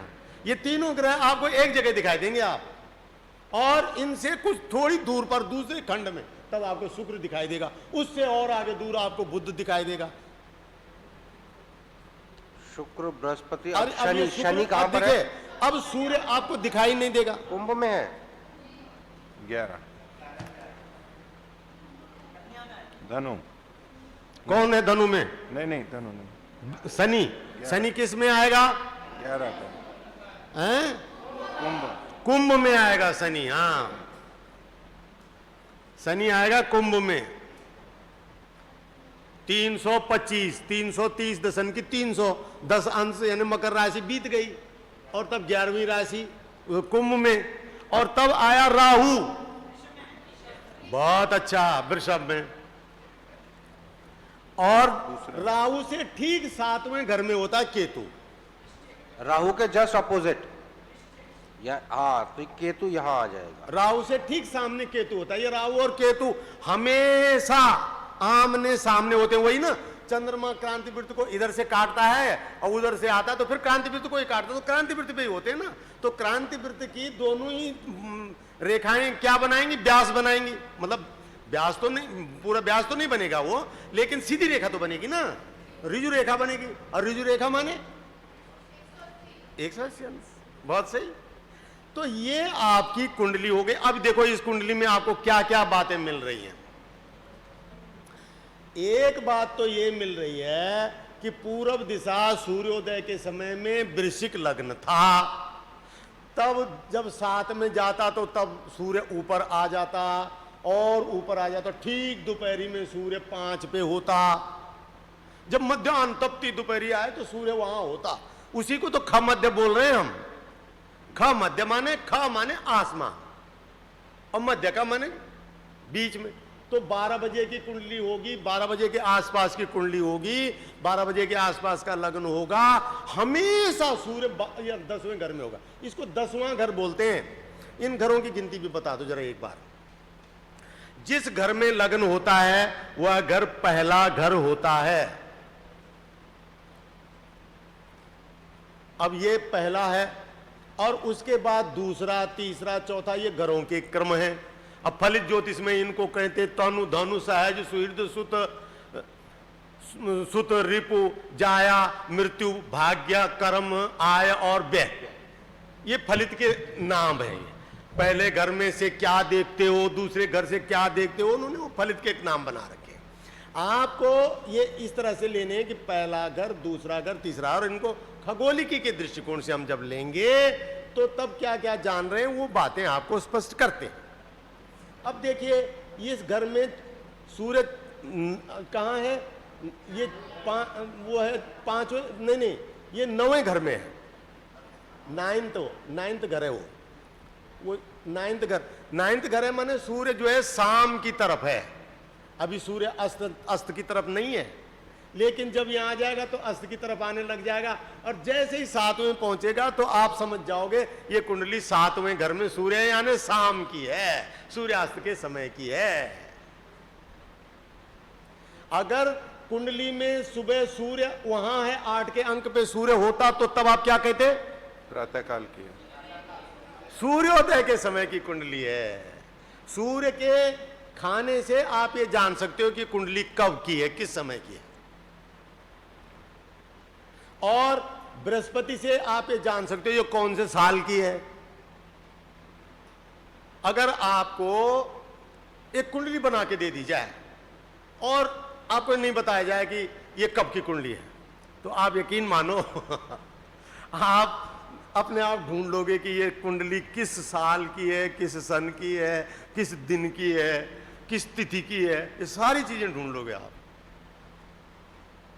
इसीलिए तो बता रहा हूं, ये जो है ना, ये काल गणना को रीड करने का एक साधन है। जैसे आप तारीख लिखते हो ना 10 जून 2022, ये एक तरीका हो गया लिखने का। इसी 10 जून 2022 को आप कुंडली से भी लिख सकते हो। जैसे घड़ी में हमने समय बनाया ना कुंडली में बना करके, तो उसमें घंटा मिनट सेकंड को दिखाया, तो जिसको कुंडली दिखाई देगी तो वो कुंडली देख के भी समय बता देगा। तो ऐसे ही ये भी आकाश का नक्शा है कि कौन से वर्ष में, कौन से महीने में, कौन से ऋतु में, कौन से पक्ष में, कौन सी तिथि में और किस समय की ये कुंडली है। अब जैसे इतनी देखो, चीजें इस कुंडली से पता चल जाती है। अब जैसे देखो, हमने ये कुंडली बनाई और यहां से बृहस्पति को हमने हटा दिया, जरा मिटाओ बृहस्पति को, बृहस्पति मिटा दिया, बृहस्पति को हटा दिया और बृहस्पति को 6 में लिख दिया ऊपर। अब बृहस्पति को 6 में लिख दिया। अब जब ये कुंडली आपके पास आएगी तो आप बता दो कि ये गलत है ये कुंडली ये कुंडली क्या है, अब गलत क्यों है? क्योंकि बृहस्पति 6 में हो ही नहीं सकता है इस कुंडली में। सन 2022 में जून के इतनी तारीख को, इतनी तारीख 22 जून को बृहस्पति बृहस्पति में हो ही नहीं सकता कन्या में। ये कुंडली गलत है। मान लीजिए हमने ये सूर्य हटा करके यहां लिख दिया, ऊपर लिख दिया, 4 के अंक से हटा के 5 में लिख दिया, तो आप कहोगे कि नहीं, ये श्रावण के महीने की कुंडली है ही नहीं, ये तो भादव के महीने की कुंडली है। जब सूर्य 5 में अगर दिखाया जाएगा तो कौन से महीने की कुंडली हो जाएगी? भाद्रपद की हो जाएगी। ये अब श्रावण की रही ही नहीं। तो अब आप बृहस्पति को अपनी जगह ले आओ। समझ गए हैं आप? ये जो तारतम्य है, इसको आप इनसे हटा करके नहीं देख सकते। ये जो पूर्व दिशा 8 का अंक ईस्ट, ये जो 5 का अंक है ये मध्याह्न, ये जो 2 का अंक है ये पाताल। इस समय सूर्य और शुक्र और राहु हमारे नीचे हैं। हमारे बल्कि एक बढ़िया श्लोक है विष्णु पुराण का, बहुत बढ़िया श्लोक है, मेरे को मिल जाएगा तो मैं आपको सुनाता हूं। इस कुंडली में ये जो पीले अक्षर से लिखे हैं, ये बताता है कि पृथ्वी के सापेक्ष स्थिति क्या है। देखिए ये है, ये घरों की स्थिति बताता है हमको। ये जो पीले अक्षर से लिखा है ये हमें घरों की स्थिति बता रहा है कि मतलब हम जहां खड़े वहां से स्थान वाइज कैसा कैसा है। तो ये जो पहला घर है ये पूर्व दिशा का यानी लग्न का परिचायक है। और ये जो उल्टे चल रहे हैं उसका कारण है कि घर तो हमारे एक जगह फिक्स है। जैसे खमध्य का बिंदु है तो वो खमध्य तो फिक्स है, उस पर ग्रह या राशियां बदलती चली जा रही हैं। तो इसलिए ये 10वां घर जो है ये हमेशा 10वां घर ही रहेगा। इसमें अभी सिंह राशि है, आप 2 घंटे बाद बनाओगे तो क्या हो जाएगा? लग्न वृश्चिक की जगह आ जाएगा, धनु आ जाएगा। तो लग्न में जहां अभी हमने 1 की जगह 8 का अंक लिखा है वहां पर 9 का अंक आएगा। तो 9 का अंक आएगा तो ये 5 की जगह ये सब चेंज हो जाएगा, है ना। तो लग्न चेंज होने से ग्रहों की स्थिति बदलती है। लेकिन जो घर हैं यानी ये पूर्व दिशा से 30 डिग्री ऊपर का हिस्सा है, फिर दूसरा घर है, तीसरा ये खमध्य यानी नून का हिस्सा है जो 10वां घर है। ये नून मतलब दोपहर का हिस्सा है, तो ये हमेशा दोपहर का हिस्सा ही रहेगा। मतलब अगर यहां पर सूर्य है, अगर यहां पर सूर्य है तो हम ये समझ जाएंगे कि ये दोपहर का जन्म है, जिस भी आदमी की, जिस भी व्यक्ति की ये कुंडली होगी। ठीक है। अच्छा, अब ये कुंडली का विषय हम थोड़ा और भी दोहराएंगे ताकि आपको, लेकिन इसमें बहुत सारी चीजें होती हैं जानने की, और आप इसे समय ये जान सकते हो कि जैसे मैं आपको थोड़ी देर के लिए एक बात बता दूं कि महर्षि दयानंद सरस्वती की एक कुंडली है जो प्रचलन में है, जो जानकारी में है, अब लोगों को उसमें लग रहा है कि नहीं ये कुंडली नहीं है, ये कुंडली नहीं है। जब मैंने उस पर अनुसंधान करके पाया तो मुझे वो कुंडली बिल्कुल सही लगी, और वो कुंडली है 20 सितंबर 1825 की। और ये नहीं कि मैंने दूसरों के कहने से, ये कुंडली ऐसा है, ये किसी के कहने और किसी के न कहने से नहीं है। ये तो आप अपने आप बैठिए और ट्रेस करिए तो आपको बिल्कुल वो मिल जाएगी। अब जिसको जानकारी नहीं होगी तो वो इस विषय को ले नहीं पाएगा। तो खैर, मैं आपको ये कहना चाह रहा हूं कि इस कुंडली से आपको बहुत सारे तथ्य लगते हैं। और जनरली जो लोक में राशि जानी जाती है, लोग बोलते हैं ना मेरी राशि क्या है। मैं कई बार कहा करता हूं कि हमारे जो वैदिक पुरोहित हैं वो चूंकि अब इससे बिल्कुल भी परिचित नहीं होते हैं। कोई आप उनके पास आई, कुंडली लेकर आई और उनने बोला कि महाराज मेरे कुछ नहीं पूछते, वो छोटी छोटी बातें पूछती है। और आप यकीन मानिए वो बातें इतनी साधारण है ना कि मुझे तो कभी कभी लगता है कि उनके लिए बुद्धि की भी जरूरत नहीं है। इतनी मजाक मतलब हास्य में बोल रहा हूं मैं कि उनके लिए बुद्धि की भी जरूरत नहीं है, इतनी साधारण बातें होती हैं कि पंडित जी मेरे बच्चे की राशि क्या है, मेरे बच्चे का नक्षत्र क्या है, मेरे बच्चे का ये है कि नहीं है, ऐसा है कि नहीं है, वो क्या है कि नहीं है। तो जिस घर में चंद्रमा होता है, अब होता क्या है कि उस आदमी ने मान लीजिए उसको राशि ने बता पाया तो वो फिर अन्यत्र दूसरी तरफ वो कहता मैं उन आर्य समाज जी के पंडित जी के पास गया था और उनको तो पता ही नहीं है और राशि भी नहीं बता पाए, और तब वो दूसरों के पास जाता, तब वो वहाँ और मजाक बनाता है, भाई तुम कहाँ जा रहे हो उनके पास, उनको कुछ पता है क्या। और वो क्या होता है कि हमारे जो पंडित जी होते हैं वो राशि तो बताते नहीं है उनको, और ये बताते लग जाते हैं कि ये राशि में कुछ नहीं रखा और ये कुछ नहीं रखा और ये कुछ नहीं रखा, ये सब फिजूल है। ठीक है, ये फिजूल तो ये तो बात का विषय है। पहले तो ये है कि अब वो तो तब उनको समझाएंगे जब वो धीरे धीरे हमारे खेमे में आ जाएगा। तो ये जो एक का अंक जहां पर होता है ये व्यक्ति की राशि होती है। अब जैसे ये व्यक्ति आपके पास आया और ये बोला मेरी राशि क्या है महाराज, तो क्या बोलोगे? बेटा तेरी राशि मेष है। तो जिस भी कुंडली में आप देखोगे जहां चंद्रमा जिस अंक पे लिखा होगा उस अंक पे मेष राशि होगी, वो अंक उसकी राशि होता है। और इसी के अनुसार जिसको सनशाइन बोलते हैं, जो अखबारों में भी लोग जो पढ़ते हैं, अखबारों में होता सूर्य राशि होती है जो हमारा लग्न है ना। सूर्य राशि वो हुई जिसमें जिस राशि में सूर्य है, जिसको सनशाइन बोलते हैं। वो जो पाश्चात्य देश वाले मानते हैं राशियां, वो राशि वो होती है ये जो जिसमें सूर्य लिखा होता है। वो कौन सी राशि होती है? जिसमें सूर्य लिखा होता है। तो पाश्चात्य ज्योतिष में इस आदमी की जो राशि होगी वो कर्क होगी। कर्क होगी। लेकिन और भारतीय ज्योतिषियों में, भारतीय समाज में, ज्योतिष में नहीं, भारतीय ज्योतिष में नहीं, राशि तो सारी राशियां हैं, पर वो जैसे मैंने आपको कल कहा था ना कि संक्रांति, परसों संक्रांति, जब भी संक्रांति बोलते हैं तो हम कौन सी संक्रांति मानते हैं? नहीं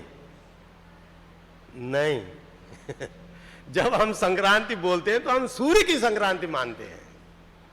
संक्रांति तो सारे ग्रहों की होती है, यही तो बोला था मैंने, संक्रांति तो सारे ग्रहों की होती है। लेकिन लोक में प्रचलन जो है, जैसे आपसे पूछेंगे कि आज संक्रांति कब है, तो आप वो तारीख बताओगे जिस दिन सूर्य की संक्रांति हो रही होगी। जैसे अभी ये बताया, कोई आपसे पूछेगा क्या राशि है, तो आपने बताया मेष राशि है। ऐसे ही आपसे जब संक्रांति पूछूंगा तो आप वो राशि बताएंगे, वो संक्रांति बताएंगे जिस दिन सूर्य की संक्रांति हो रही हो। संक्रांति तो सभी की होती है। तो इस तरीके से आपको कुंडली के बहुत सारे, तो ये जो पाश्चात्य वाले होते हैं, जो वेस्टर्न लोग होते हैं, ये सन साइन को मानते हैं, गवर्निंग साइन। अतः वो बोलते हैं कि आप कैप्रिकॉर्नियन हैं, आप सेजिटेरियन हैं, आप स्कॉर्पियन हैं। स्कॉर्पियो माने वृश्चिक। अगर आपका सन जो है वृश्चिक में लगा तो तब जो है ये है। अच्छा, अब होता क्या है कि इनसे ही फिर बहुत सारी फलितीय बातें जोड़ दी गई हैं, तब सारा फलित का कारोबार आगे बन जाता है। तो आपको कुंडली को समझना जरूरी है। कभी भी आपके सामने ग्रहों की स्थिति आती है तो आपको ये दिखना चाहिए कि आज कौन, जैसे मान लीजिए ये पंचांग में दिया हुआ है ये सारा भोगांश, तो ये सारा भोगांश का चिट्ठा तो लेके नहीं चलता ना कोई, लेकिन ये साथ ये इसको याद रखा जा सकता है। जैसे हमको यही तो याद रहता है हमको पता है कि इस समय चंद्रमा जो है कहाँ पर। आप बताइए इस समय चंद्रमा कहाँ पर है? क्या मतलब हुआ इसका? कहाँ है चंद्रमा इस समय? आसमान में कहाँ है? आसमान में कहाँ है? अगर हमें ढूंढना हो तो उसे कहाँ ढूंढे? आसमान में तो कहाँ पर है चंद्रमा, बताओ? हैं? पश्चिम, थोड़ा पहले मतलब। यहाँ देखो दिमाग यहाँ लगाओ और देखो जरा, थोड़ा सोचो। रात्रि में चंद्रमा कहाँ पर है इस समय? नहीं, अर्धरात्रि अर्धरात्रि संध्या में नहीं के गया बाद अभी। में। अर्धरात्रि में नहीं गया अभी, पश्चिम में है, क्षितिज से थोड़ा नीचे है। क्षितिज से नीचे है, थोड़ा अदृश्य हो गया चंद्रमा, अब दिखेगा नहीं हमको, या ऊपर ही हमको इस ऊपरी आसमान में चंद्रमा कहीं नहीं दिखेगा, ये मतलब है इसका। इस पूरी कुंडली में अगर आप ऐसे एक लाइन खींचो ना, ये ऊपर जो से नीचे हिस्सा है पूरा, ये वो है जो पूर्वी क्षितिज से पश्चिमी क्षितिज से हमारे ऊपर है, ये जो हमें दिख रहा है। और इसके इधर वाला जो हिस्सा है, ये रात्रि वाला खंड है, ये रात्रि वाला खंड है, नीचे चला गया ये। रात्रि वाला खंड है ये। जो इसमें है खंड, वो ग्रह हमें इस समय हमारे ऊपर नहीं होंगे। जैसे शनि है तो शनि नीचे चला गया। शनि इस समय जो है, सूर्य शनि इस है। समय बिल्कुल ठीक मध्यरात्रि के, जहां मध्यरात्रि वाला हिस्सा होता है वहां पर है इस समय। तो सूर्य कहाँ है इस समय? ये दोपहर का समय है ना, ठीक हमारे सिर के ऊपर वाला। ये तो सूर्य कहाँ है? हमारे दोपहर वाले स्थान से थोड़ा नीचे पश्चिम की तरफ। ये पश्चिम की तरफ आ गया। तो यहाँ आप देखोगे तो आपको सूर्य दिखाई देगा। कल संक्षेप में हम इसको दोबारा दिखाएंगे, लेकिन इस समय एक बहुत महत्वपूर्ण गणना अभी जो है क्रांति वाले थोड़े से समय पर जल्दी से पिकअप करना, हमारे पास बहुत ज़्यादा टाइम नहीं है, जल्दी से पिकअप करना और अच्छे से पिकअप करना, कोशिश करना, लिखते भी जाओ और समझते भी जाओ। देखो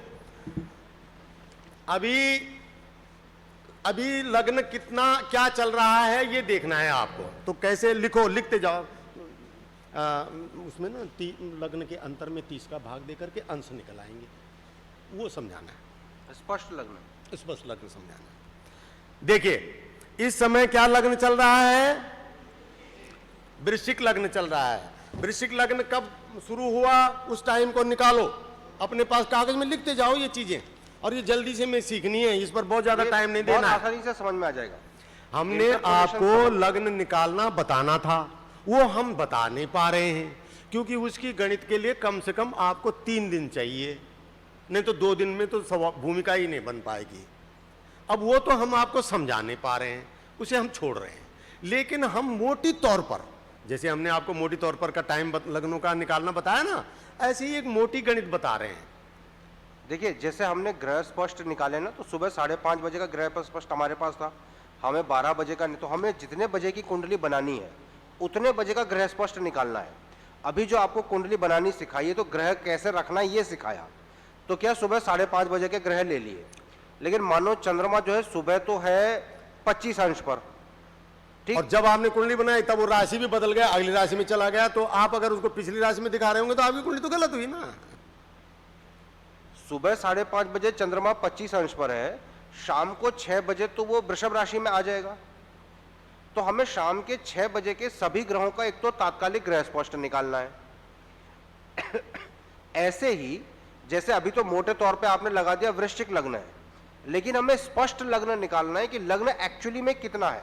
वृश्चिक तो है, लेकिन वृश्चिक राशि के भी कितने अंश कला विकला में है, तो इसका मोटा फॉर्मूला समझा रहे हैं, वो बताना चाह रहे हैं। लिखिए वृश्चिक का राशि कितने, वृश्चिक लग्न निकालो, कितने बजे शुरू हुआ? 14:37 में। अब वो वृश्चिक का समय जोड़ो 11। देखो बहुत ही अच्छी चीज बता रहे हैं आपको, बड़ा इंटरेस्ट कितना से। वृश्चिक का 11 मिनट है। हाँ, इसका वृश्चिक का करेक्शन 11 मिनट, तो 11 मिनट जोड़ो इसमें, 37 में 11 जोड़ो, 37 में 11 जोड़ो, कितना हो गया? 14:48 हो गया। अब फिर धनु लग्न का टाइम निकालो। धनु लग्न में 7 मिनट का करेक्शन है। कितना है टाइम, कितना है? धनु लग्न का टाइम क्या है भाई? 16:57। अब 7 मिनट का टाइम निकालो।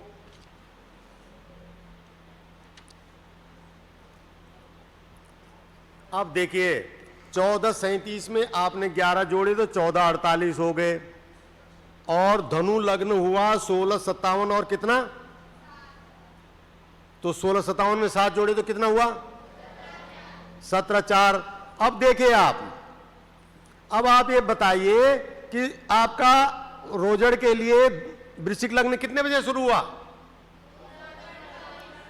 और कितने बजे खत्म हो रहा है?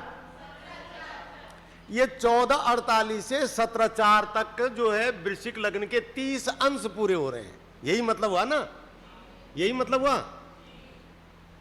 14:48 से शुरू हुआ, ठीक है ना? हाँ शाबाश, बहुत अच्छा। 14:48 में शुरू हुआ और 17:04 पे खत्म हो रहा है, तो इसमें 30 अंश बीत रहे हैं। तो अब आप 17:04 में से 14:48 को घटाओ,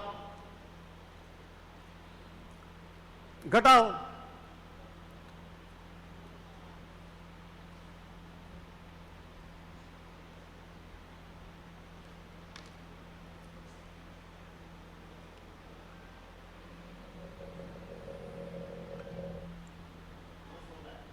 दो 16, 2 मिनट, 2 घंटा 16 मिनट, यानी 2 घंटा 16 मिनट ये वृश्चिक लग्न का टाइम है, टाइम ड्यूरेशन। इसको ज्योतिष की भाषा में बोलते हैं राशिमान। क्या बोलते हैं? राशिमान शब्द को लिख लो, कभी आपके पढ़ने में आएगा तो परिचय बना रहेगा। ये 2 घंटे 16 मिनट राशिमान है सूर्य का, उसका लग्न का। तो 2 घंटे 16 मिनट यानी 136 मिनट हुए। इस 36 में 136 में 30 का भाग दो, 136 में 30 का भाग दो। यहां भी देखो और आराम से लिखो भी।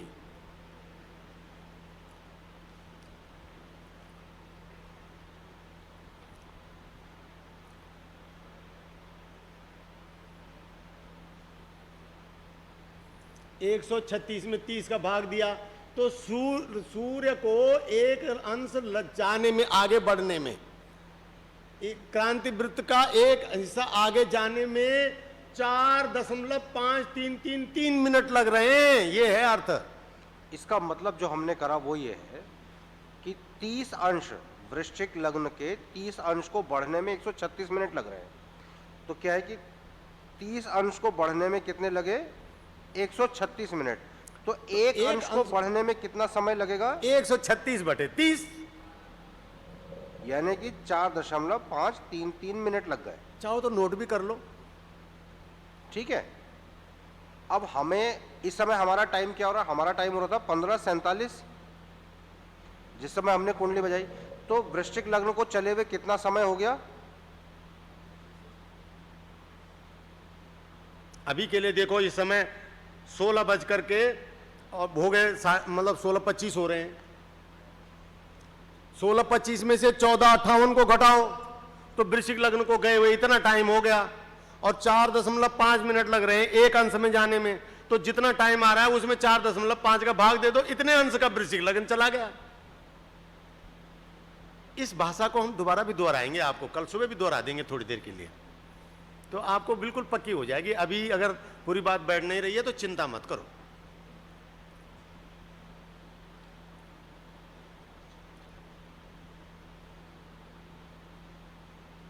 हम निकाल रहे हैं लग्न स्पष्ट 16:25 पर।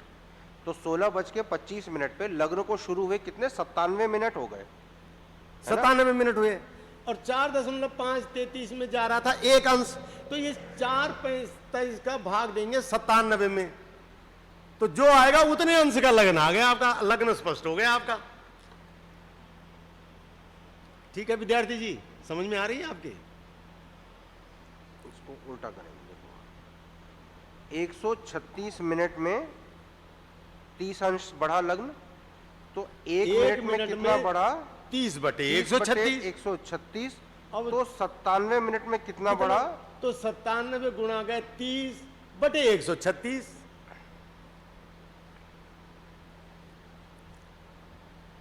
तो ये आ गया आपका 21.3 3971 कर देता हूं। इतना अंश लग्न बढ़ गया, यानी वृश्चिक में 0 से 30 में इस समय 21 पर है, तो इसका मतलब लग्न स्पष्ट जो अगर हम करेंगे तो वो कितना हुआ? 7 21 वृश्चिक का 21 उसको लिखने का ढंग ऐसा, 7 का अंक लिखेंगे पहले, 7 गए यानी तुला गए तब वृश्चिक हुआ ना वो। इसको लिखने का ढंग ऐसा होता है, 21 अंश 23 कला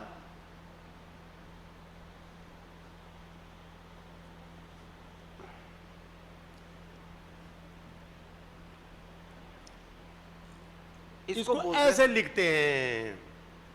ये हमारा अब जैसे हमने बोला ना स्पष्ट सूर्य कितना, स्पष्ट चंद्रमा कितना, तो अगर आपसे पूछा जाए स्पष्ट लग्न कितना, तो आप ऐसे लिखेंगे 7 21 23 49, या अगर अंशों में लिखोगे तो 7 30 अंश का 210 और 210 में 21 जोड़ोगे तो 231। इसको नीचे वाली लाइन में लिखो, 231 अंश 21 का 23 कला 49 भी कला, ऐसे भी लिख सकते हो। दोनों बातें साफ हुई कि नहीं जी? 7 राशि मतलब 7 चली गई राशियां बीत ना, तभी तो वृश्चिक लग्न में वर्तमान आएगा ना। ये जैसे सृष्टि आदि संबंध में गत संबंध लिखते हैं, वैसे ये गत राशि लिखी जाती है। ये विधि है इसको लिखने की, लग्न को लिखने की विधि है। 7 21 23 49 ठीक आया? ठीक आया? बहुत सुंदर। अब हमने जब कुंडली बनानी है तो जिस समय की कुंडली बनानी है उसका लग्न स्पष्ट भी निकालना है, उस समय के सारे ग्रहों का वो तात्कालिक ग्रह स्पष्ट निकालना है, और फिर कुंडली बनानी है। तो आपका अभ्यास दृढ़ हो जाएगा, बढ़िया हो जाएगा। फिर बहुत सारी बातें हैं वो समझाने की, वो अभी हम आपको 2 चीजें नहीं समझा पाए हैं, तो कल कोशिश करेंगे। कल सुबह में एक तो चीज है क्रांति नहीं समझा पाए हैं, वो महीनों को जानने की, और एक हमारा वो जो मास हमने समझाए थे ना आपको, उसमें एक मास छूट गया, और वो भी कल जरा मुझे याद दिला देना। कल हम पूरा काम करेंगे, कोशिश करेंगे आपको। कल हमने सृष्टि आदि गणना और मास में 6 मास जो रह गया है आपका, एक 6 मास सृष्टि आदि गणना और एक क्रांति साधन, ये 3 चीजें हम कोशिश करेंगे। बस आप फ्रेश होकर के और पूरा अपने आप में जिज्ञासा को प्रबल करके, जितनी भूखी जिज्ञासा होगी उतनी ही फिर हमारे शब्द आप में घुसते चले जाएंगे बुद्धि में, ठीक है? पर्वों का भी जी, पर्वों का भी बताना है। हाँ बिल्कुल, पर्वों का तो हम करके ही जाएंगे। आप बिल्कुल पर्वों का बिल्कुल करेंगे, बहुत करेंगे, वो करेंगे, क्योंकि वो तो उसके लिए तो अगर वो भी नहीं बचेगा तो थोड़ा टाइम निकालेंगे, पर्व हम आपको बिल्कुल वो करेंगे। और ये सब चीज़ें देखो, आपको अभी जो है बहुत सारी चीज़ों की स्थितियां हैं, स्वयं आर्य समाज में बहुत चीज़ों की गफलत है। इस चीज़ को आपको सही करना है। जिस दिन आपको ये ज्ञान हो जाएगा कि ये चीज़ें कहाँ गलत हैं, क्यों गलत हैं, तो आपकी फिर आत्मा गलत काम को करने की बोलेगी ही नहीं। आपको लगेगा कि मैं जो कुंडली बनानी आ गई तो लगता है कि इस कुंडली को बनाने के 500 रुपए देने चाहिए, 1000 रुपए देने चाहिए। जो हजार अभी एक समाचार आया है, वो जन्मपत्री मिलान के 11,000 रुपए लिए, और वो 11,000 रुपए की दक्षिणा लेने के बाद 3 महीने में उनका डिवोर्स हो गया, हस्बैंड वाइफ का। उनने मुकदमा कर दिया और श्रीमान जी जेल गए हुए हैं। ये हाल है। और इस कुंडली को बनाने के लेते हैं लोग जो है, अब कितना लेते हैं कोई हिसाब ही नहीं है। पर छोड़ो, वो हमारे मतलब की बातें नहीं है, हमें अपने से मतलब है। हमारा मेन केंद्र बिंदु है हम ठीक होए। क्या है हमारा विषय? हम आर्य हो। आर्य का मतलब श्रेष्ठ हो। और हम गलत होंगे और अपने आप को कितना भी आर्य बोलते रहेंगे, कौन मानेगा तुम्हारी बात को? तुम आर्य हो, तुमको खुद पता लगेगा कि हम कितना वो गलत है। हम जरा जरा सी चीजें जो हैं वो गलत मना रहे हैं, गलत जान रहे हैं, तर्क कर रहे हैं, पता ही नहीं है। लेकिन कुंडली बनाने का अभ्यास जरूर करना, ये करना, इससे आपका एस्ट्रोनॉमिकल ज्ञान बढ़ेगा, एस्ट्रोनॉमी में रुचि होगी आपकी। और धीरे धीरे आपको बताऊं मैं, देखिए अभी तक आपने ऐसे लोग देखे होंगे जो फलित ज्योतिष में आर्य समाज में भी थे और वहाँ भी थे और खगोलिकी में भी थे और आर्य उसमें चले गए। मैं एक ऐसा आदमी हूँ हाँ, सोच लेना इस बात को।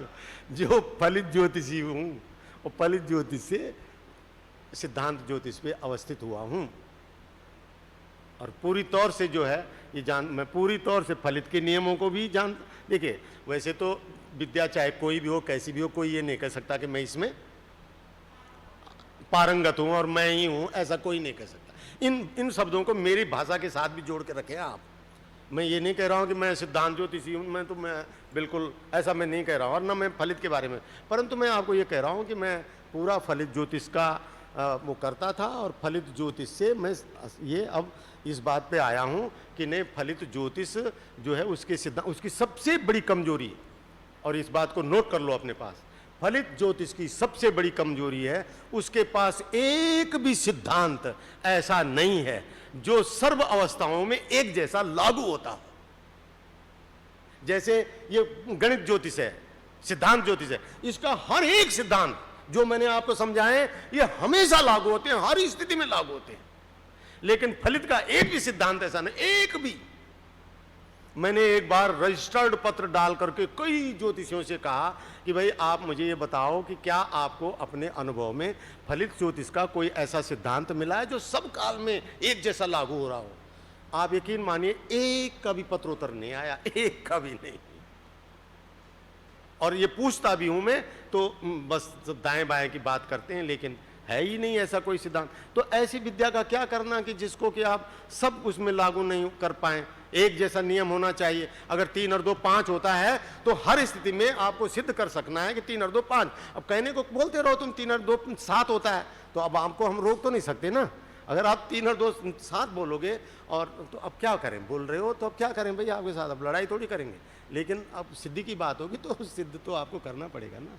तो एक भी नियम नहीं है ऐसा, एक भी नियम जिसको आप ये कह सको कि ये सर्वकाल सर्व स्थिति में सार्वभौमिक स्थिति में एक जैसा लागू हो रहा है, ऐसा नियम नहीं है। इसके साथ ही आज के इस सत्र का भी समापन है। कुछ बोल रहे थे आप, चलिए बोलिए। ये पूछना था कि जब हम ये अभी राशि का मान निकाल रहे थे तो हमने वृश्चिक राशि के मान को पूरा निकालने के लिए धनु राशि के प्रारंभ के मान में उसको वृश्चिक राशि के मान को घटा दिया। तो हमारे 2 घंटे 16 मिनट आए। उसको फिर हमने एक अंश में निकालने के लिए 30 से भाग दिया। बिल्कुल। वो संख्या आ गई 4.533। बिल्कुल। उसके बाद में फिर उस संख्या में से 136 का भाग क्यों दिया, वो समझ में नहीं आया। वो आप एक मिनट, वो ना आप अभी इस चीज को भूल जाओ।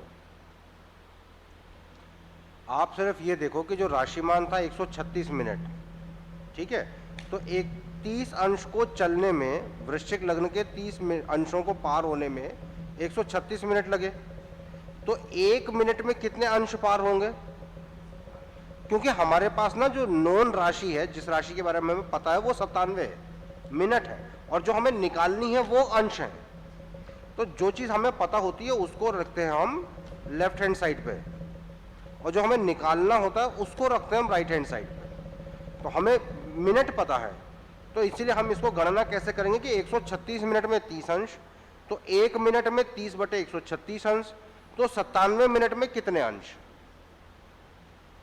अगर आपको अंश पता हो और आपको समय निकालना हो, मतलब अगर इसका उल्टा कर दे, आपसे ये कहा जाए कि वृश्चिक लग्न के 20 अंश कितने बजे थे, यानी कि अगर आपको ये कहा जाए कि 20 अंश का वृश्चिक लग्न कितने बजे था, अब आपको समय निकालना है, तब आप क्या करोगे कि 30 अंश में 136 मिनट, एक अंश के लिए 136/30 मिनट, तो 20 अंश के लिए 136/30 गुणा 20, तो आपका यह निकल आएगा कि 20 अंश का वृश्चिक लग्न कितने बजे था। तो हम जो चीज निकाल रहे हैं, जो अज्ञात है, उसे राइट हैंड साइड की तरफ को रखना, जो चीजें हमें पता है वो लेफ्ट हैंड साइड रखनी। ये गणित का नियम है, ढंग है हल करने का।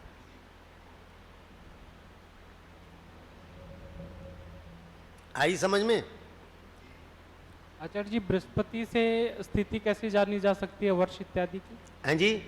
बृहस्पति की स्थिति देखकर, वर्ष कुंडली देखकर बृहस्पति की स्थिति से वर्ष का कैसे ज्ञान होगा? आप टटोलेंगे ना, आप प्लेनेटरी उसमें जाएंगे आप और देखेंगे बृहस्पति कब से कब का कहाँ तक था। ये है बृहस्पति किस ऐसा मोटा मोटा मोटा मोटा गणनाओं कर ही पता चलेगा ना। नहीं, मोटा मोटा आप ऐसे समझ लो, बृहस्पति एक साल में एक राशि चलता है। आज किसी आदमी की कुंडली में हमें मालूम, ये ना हम लोगों को याद होता है, जितने फलित ज्योतिषी हैं इन सबको याद होता है कि शनि आजकल कुंभ में है। अब अगर किसी की कुंडली में शनि जो है मान लो 11 में ना होकर के 11 में ना होकर के मान लो सिंह राशि में है वो कहीं ये पे कुंडली फेल हो जाएगी, काल चक्र गड़बड़ हो गया ना, ये इसकी त्रुटि पता लग गई। मानो वो किसी कुंडली कहीं पुरानी- बैठेगी ही नहीं, पूरे ब्रह्मांड में कहीं नहीं मिलेगी वो कुंडली, ये बता दूं आपको, मिलेगी ही नहीं वो कुंडली कहीं भी। ये तो एक बहुत ही साइंटिफिक तारतम्य है। और ये जो कुंडली बनी हुई है ना, ये इस लग्न के लिए ये कुंडली जो बनी है ये किसी और समय में हो ही नहीं सकती। हो ही नहीं सकती है, यही तो खासियत है इसकी। ये इसी टाइम के लिए बनी हुई है, ये इसी टाइम पर लागू होगी। ये टाइम हट जाएगा, उसके बाद इस कुंडली का विषय पूरा हो गया, ये फिर और दूसरी लगन के लिए नहीं बनेगी। ये ग्रह यही होंगे पर वो कुंडली का चक्र बदल जाएगा। ओ, इसमें ये जो प्रश्न आया था इसको ठीक ठीक जानने के लिए यदि हमको ये पता हो कि कोई भी ग्रह एक पूरी 12 राशि कितने समय में घूमता है, तो इससे हमको स्पष्ट पता चल जाए। जैसे कि शनि लगभग 30 या 28 वर्षों में शनि जो है 2.5 एक राशि चलता है 2.5 वर्ष में। अच्छा 2.5 वर्ष में एक राशि। जी। अब मान लो आपके पास कोई पुराने जमाने की कुंडली आई, उसमें जो है शनि मानो सिंह राशि में दिखा रखा है, तो वो ये- सिंह राशि में शनि कब कब था? तो ये कितना पीछे हो गया? 1 2 3 4 5 6 राशि पीछे हो गया। 6 डाम 15, तो 6 ढाम 15 6 दूनी 12 15 साल मतलब पुरानी ये होगी। कुंडली लगभग 15 साल पुरानी है। या तो 15 साल पुरानी होगी, या फिर 45 साल पुरानी होगी, या फिर ऐसे ऐसे ऐसे करके खंडों में फिर आप पूरी, जहां पूरी चुक कुंडली मिलेगी वो एक ही टाइम होगा। तो हमको ये पता हो जाए कि कौन कौन से ग्रह जैसे बृहस्पति 12 जो है राशियों- एक बार में एक साल में एक राशि चलता है, तो अगर किसी की कुंडली में आज हमें मालूम है कि बृहस्पति जो मेष में है और साल भर तक बृहस्पति मेष में ही है, अब अगर किसी आदमी के कुंडली में बृहस्पति जो है मीन में आ गया, इसका मतलब या तो 1 साल पहले की कुंडली है, या 13 साल पहले की कुंडली है, या 25 साल पहले की कुंडली है। तो वो जातक को देख करके कि कितनी उम्र का लग रहा है वो पता लग जाता है कि ये कब की कुंडली है। ये ग्रहों की राशि का परिभ्रमण का काल आप इसी से ही लिखवा पता देंगे। चलता ये है। तो आपको पंचांगों से पता लगता है ना, आपके पास उस साल का पंचांग होना चाहिए, ये है आपके पास उस साल का पंचांग होना चाहिए, पिछले सालों का रिकॉर्ड होना चाहिए। टटोलेंगे तो आप रिकॉर्ड से ही ना। इसके साथ ही इसमें एक एक कक्षा, तालिका यदि लिखवा देंगे तो अच्छा रहेगा। ये एक कक्षा संपन्न होती है। आप सबका बहुत बहुत धन्यवाद। ओम शांति शांति शांति। ओ धन्यवाद, बहुत बहुत बहुत आभार, धन्यवाद धन्यवाद।